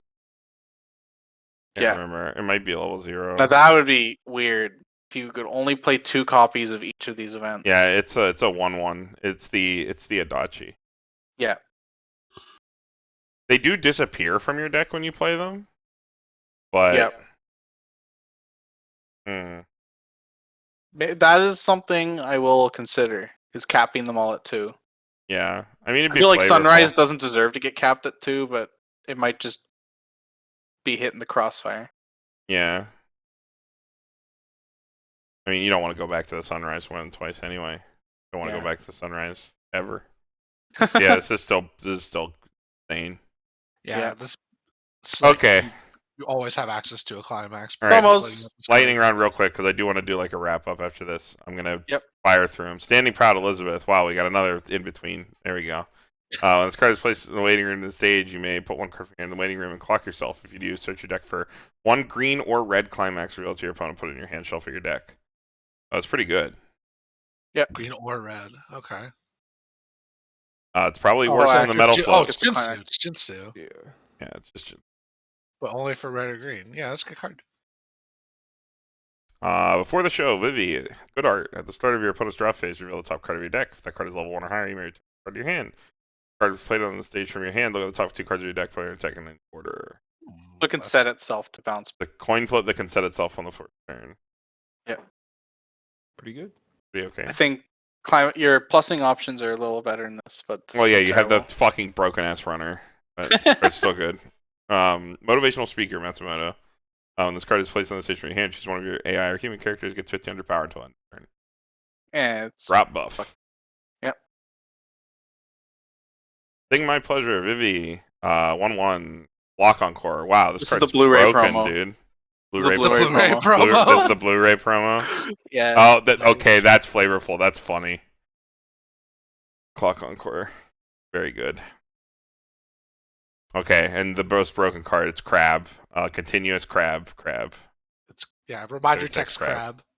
It does have Crab as reminder text. Paru did post this to the Facebook group. People didn't appreciate it. No, people did not appreciate it. I will also rate the Crab. No one commented on what this is from. I like how it turns. I like how I put in parentheses turns into a copyright symbol. Okay, so what did we learn? What did we learn today? Making a custom set is hard. You try to make things that are unique, and then things that are unique end up being overtuned or end up being bad, which is unfortunate. It's really hard to make things that are unique, balanced, and flavorful. I think the Ophelia might be the Azophelia Antonio, regardless of the two cards attached to it. Like, not even thinking about the two cards that are attached to it. Might be one of the better standout cards where I think you succeeded, Paru, for sure. I think that card is probably the biggest success. I think all the Vivy stuff in blue is really cool, but it ended up being really overtuned. But unironically, I think the finisher is the least overtuned part of the deck. The level 1 combo is actually fine, but the events ended up being the broken part. And the events were what were made first. Yes. So it's like a top down versus bottom up approach. Like, what's good, what's better? It's hard to say. But I think when you go top down, the flavor ends up being really good. If you go bottom up, it ends up being more balanced and functional, but not as flavorful. I don't know if you guys agree. Maybe. Yeah. I was just thinking about it. Anybody else have any talking points about the custom set, since we just spent 3 hours talking about cards that don't exist? I spent a lot of time making this. This is the first time I looked at the clock since we started. Jesus Christ. I'm going to be completely honest, Paru, you did an incredible job, I think. I think in terms of what you made, it's really, really cool. Really, really good. I think the art is all on point. I think it looks like a Weiss Schwarz set, which is more than I can say for a lot of custom sets that I see. They don't look like Weiss Schwarz sets. Yeah. These cards look too good to be Bushiro cards, I'm going to be honest with you. You think so? No, yeah. They did print Dinosaur Pose as a card. Okay. You can't top Dinosaur Pose. But no, I think it's really cool. I like how all the colors are very unique. Even though I have no idea anything about this show besides what I've learned today, I think that a lot of these mechanics that were created, especially we called out with the what was her name? The Antonio Ophelia. I think it presents a lot of really unique and cool ideas that could be explored potentially. I think the fusions with other effects might be too long for this world. I think that is design space that might have to stay closed. Because I think we opened Pandora's box. I think it might be too good, all the time, right? Because you want to print the cool fusion card, right? Like the Vivy, right, or the Elizabeth, and the Elizabeth, it's gated behind these two colors. You don't want to or one color you don't want to otherwise play, right? Not a lot of it. So that one's okay, it's fine, and it's just a bond. But then the Vivy takes it to the next level, and then the target also is on another level, right?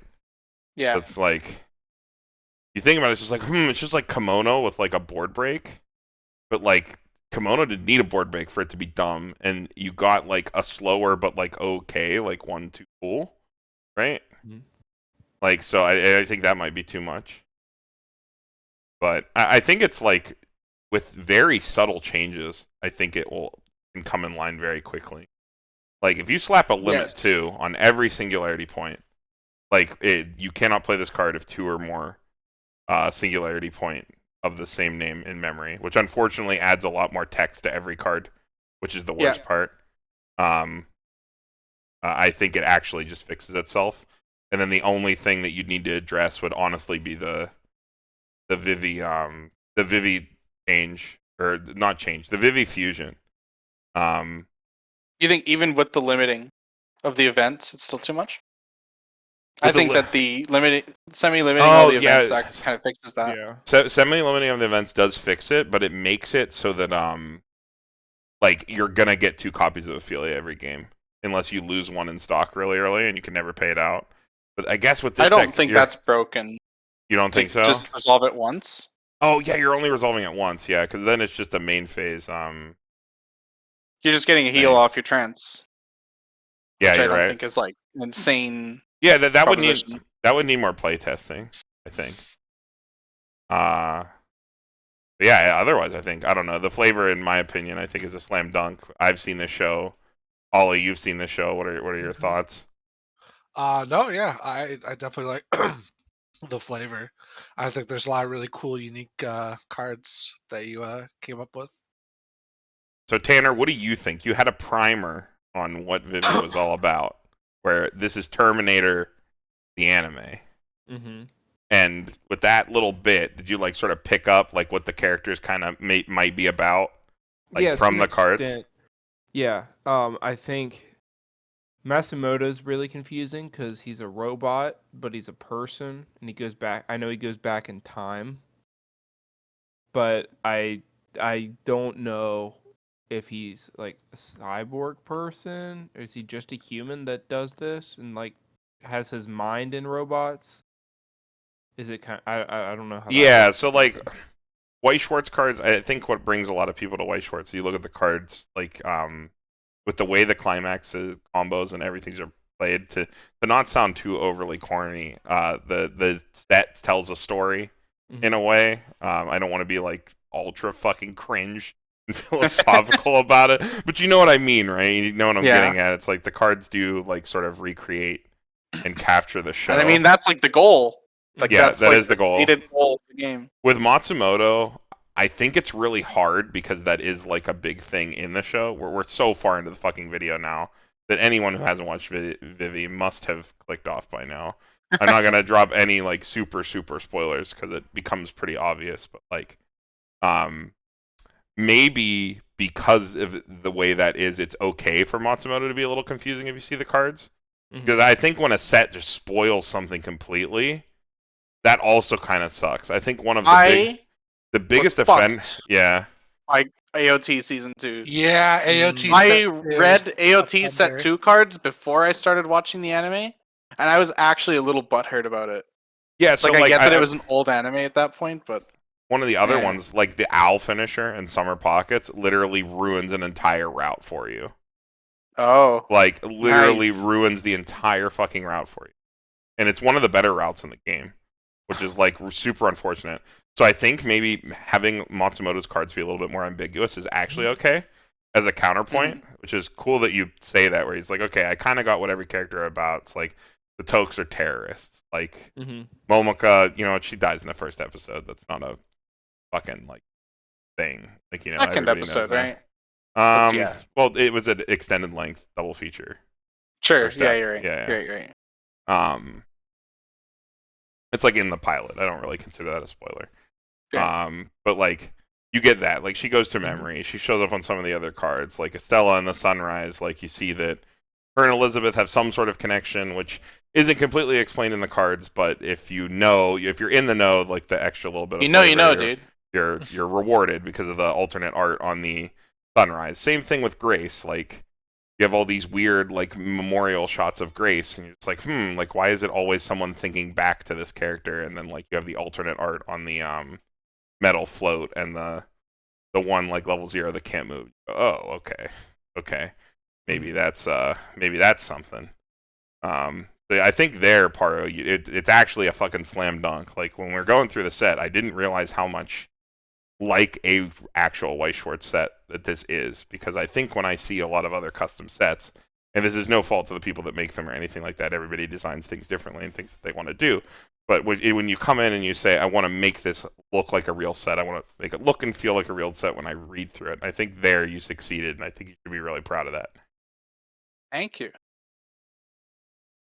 That is pretty good to hear. When to be honest, all day before we decided to record this, I was I don't want to get too fucking corny or anything, but like pretty much all day before we recorded this, I was like very close to like PMing you, like, do we really want to do this? Is like I feel like this is just gonna I feel like this is gonna suck. Like it's not gonna be interesting. It's It was a bit of a rocky start. I might cut the TD part where it was a little rocky, like to the bottom, like just rearrange it a little bit to where we like get into it at the booster, and like I'll record a little primer at the front and be like, hey, like I reordered this a little bit, like just so that it makes a little bit more sense, a little bit more interesting. So I'll probably do that. But otherwise, I'm going to upload it pretty much unedited because we sort of just like shotgun through the whole thing. Because I think I was at least enjoying myself looking through the cards. It's always fun. But yeah, overall, I think it's a success. I think it'll be interesting. I don't think any other White Schwartz like content creators have really touched on custom sets. I think everybody knows that like people do make them. There's the channels in the other Discords where like people share what they've worked on and stuff like that. And I think it's cool to like sort of showcase one and be like, okay, here's my thought process. Here's what I wanted to do. We succeeded in this. We might have failed in other places. I mean, like obviously there's the balance points. Like, you know, it's fucking typos. Who fucking cares? Like, it's impossible. It's so much text or so much cards. It's only one person, maybe 2 or 3 people proofreading with you. Yeah. But even thinking back about the set, what would you guys play? That's like my last question. Because I know what I would play. I made 8 pants because I want to play 8 pants. I think, dude, the spike in me, it's pants door. Yeah, I can see pants door being pretty good. Pants I did door, think about that too. You run really lean. You play like 4 Aikawa. Because you have to. You play 4 Aikawa. You play 2. What is it? Like Singularity Sunrise. And then you just call it quits, and you play the Elizabeth package, and you play like the like whatever healer, right? The Grace healer. Yeah. And that's your mid game, and like you actually tank up big enough with like the Aqua back row to like have like a pretty disgusting mid game that's pushing extra damage, and then like the modularly at the top with the like just easy mode Elizabeth finisher. And like you're on Pants Store, you have like really good deck speed, like you're not punished for playing Chiuri. You have all this extra sculpting. I think the deck like would fall in line like really, really quickly, and I wouldn't even think about trying to play the Vivy finisher. I think like the spike in me is I would play Pants Door.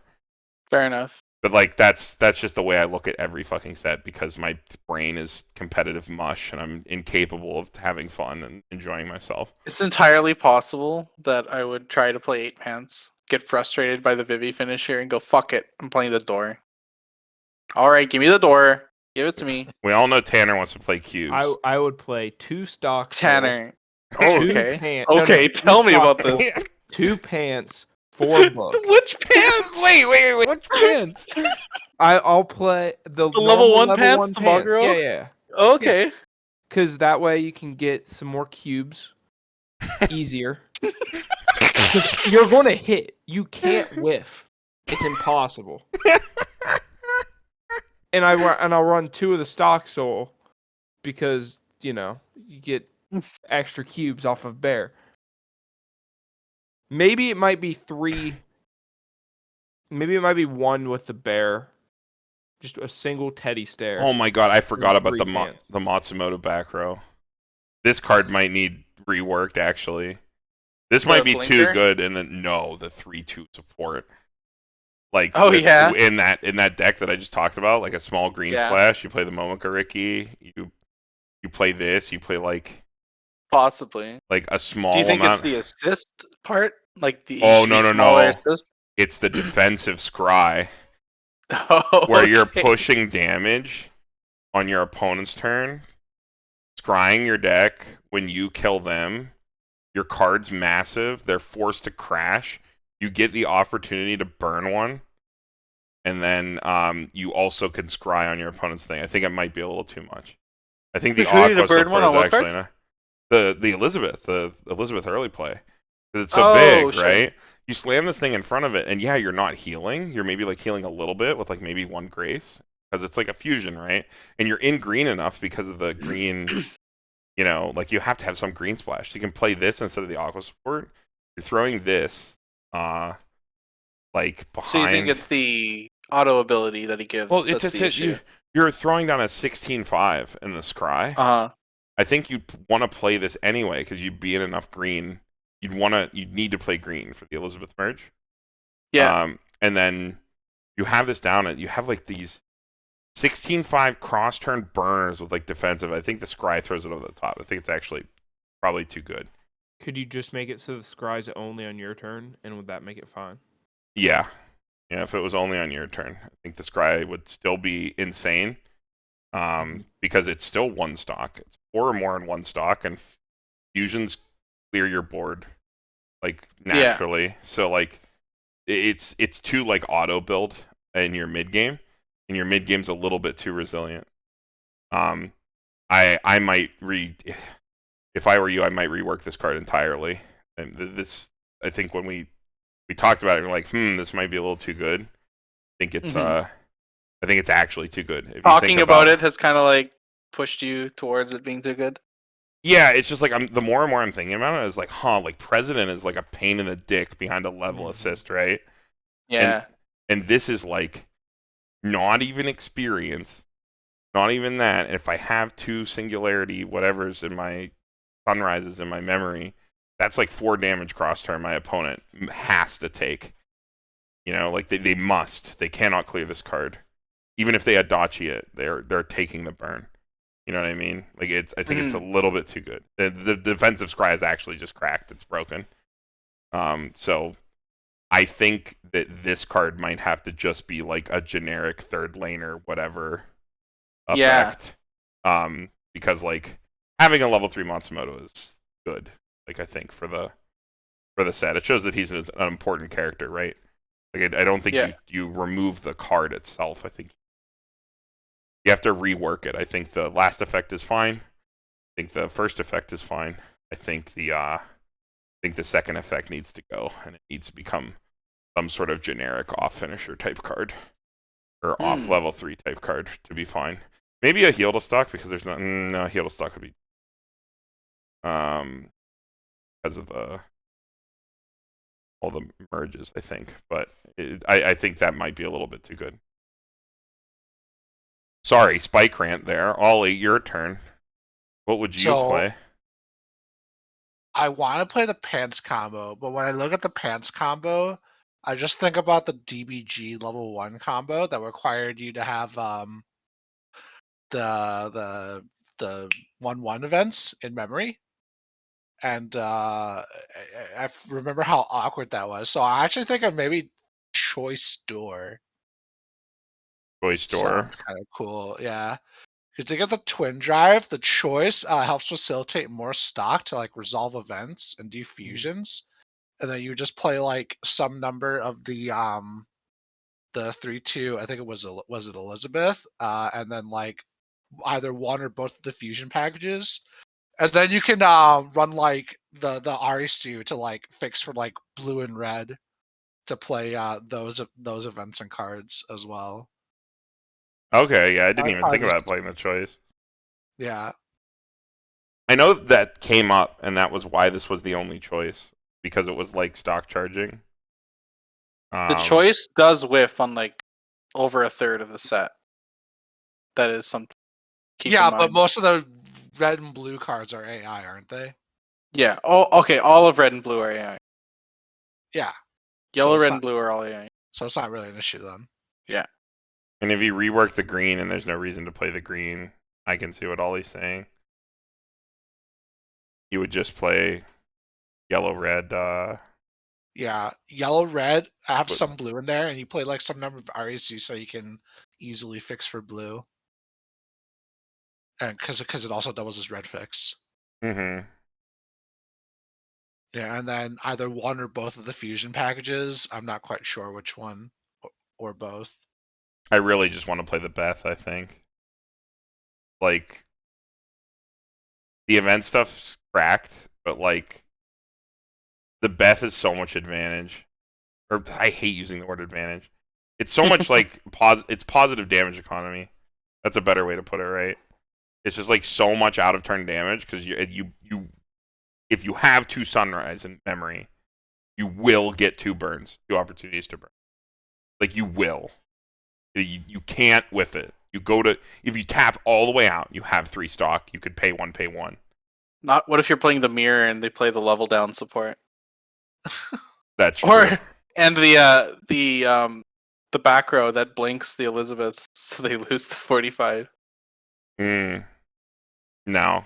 Specifically in the mirror match. I mean, they can do that. They can do that with. Think about President, dude. Yeah. Like, I've had my president blinked. It's a little rough. So have I. But I mean, like, it's still obnoxious. Like, the card's obnoxious. Yeah. Aikawa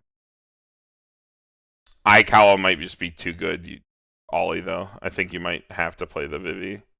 There's also not a lot of other deck speed in the set. There's, like, Cheery. Yeah. I'm also looking at yellow again. There's actually not a lot of really good yellow splash.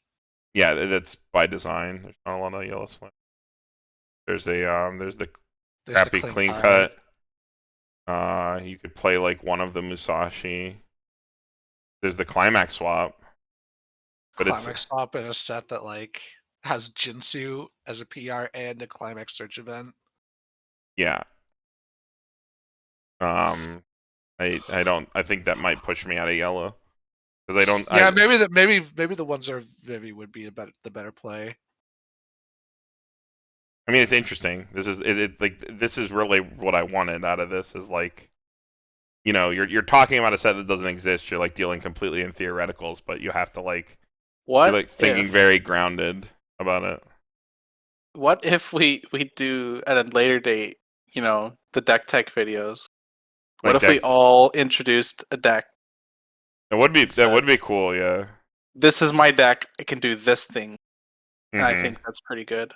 Yeah, it's a good idea. I mean, we have such a long swath of time here because, like, as we get into the wrap up here, we're talking about upcoming content like we always do. Set reviews are basically on hold until Tokyo Revengers. We have nothing to do. That is why we did this. I think our viewers really like the long form content. That is always what we see in the analytics. That's why we keep doing it and why we keep doing the exact same format because people just listen. A lot of people listen. A lot of people watch it intently, throw it up on the monitor, throw it down on their phones. They do something else, and we know people appreciate that. So I want to get something out there, even if it's something different. But in terms of upcoming content, rush rundowns. I just finished moving, but we are starting to record those. They are done. They are all prepped. We need to record them, and editing them is a nightmare. It takes forever because you have to cut it down to exactly 10 minutes. You know, recording things like this, even just ums and ahs and cutting stuff like that out. People's natural speech patterns, you have to cut everything down, not speed everything up, and have it be presentable because those things are things that people will watch if they're like, oh my god, I have to play this really good player in top 8, and I know they're playing this because, you know, it's been a whole tournament, and I have no idea what the set does, and like, what do I do? And like, we want that to be like a resource for people to like learn sets outside their local meta and stuff like that. So I personally, and so does Andy and Brian, we all really obsess over those really hard and make sure they're like really, really accurate and condense everything really small. So they take a long time to like edit down and make sure they're right, which I know a lot of people be like, oh my god, you just take a slideshow and you fucking run in the thing and cut it up, and you're like, yeah, sure, but like it's more about just making sure the information is accurate and stuff like that. So it does take us a while. We are working on them, and they will come out when they come out, but we are making progress. My move kind of fucked everything up and threw everything behind a month. Kind of sucked. But then, of course, deck techs coming out and stuff like that. That's a good idea, Paru. I think that's a really good thing to do. We can maybe have some deck techs up. I think gameplay is a little bit of a stretch. I don't really want to record TTS content. I don't think anybody else does either. Tanner, if you print... Yeah, if you print it out, have a webcam. Tanner, if you print cubes, I will print out a deck to play with you to record against real decks. Yeah, that would be funny. There are ways to get your set printed, Paru, as like a sidebar. I know it's... I would like to do that. I don't know a reliable place to get that from, and I don't know how expensive it's going to be. It's a little rough, yeah, but sure we can maybe figure something out. I think it'd be cool. I think you put such good work into this, and I think if someone who didn't know Weiss sat behind you playing this against someone else, and none of you said anything, I don't think anyone would bat an eye. There's like nothing. No, I think if you brought this to like a random like locals in like Ohio or something, started like people. No offense to Ohio. Yeah, Tanner. There's a good chance that there's a good chance half the room would just be like, "Oh, it's playing Vivy. I haven't seen that deck before." Yeah, I think that's, again, something to be very proud of. I think it looks and it feels like a white short set. There are, of course, some custom setty things in there. But, like, it's impossible to be Bushiroad and willingly print, like, a fucking, like, 2-1 11K with no other effect. Like, it's like, the most soul-crushing thing possible, but that is what they do. Because obviously a lot of thought and effort and care went into making every card as flavorable as it possibly could be, even if it was just a name, even if it was just flavor text and stuff like that. Definitely a lot of effort and care put into it. Mm-hmm. But yeah, I think that is it. We can wrap up. Does anybody have any shout outs, anything they want to say before we get out of here? I'm going to end it on the SSP here. Shout out Paru for putting this together for us. I appreciate it. Yeah. Cube's best deck. I can't believe recording this video has only given me more work to do because I have to fix a bunch of shit. Dude, it never ends. Yeah. How it goes. But I will. How do you want to release this? Because I want to release this like tomorrow. So we can release a version 1 and then I can update it with the version 2. How about that? That's probably fine. You could just edit the description. Right?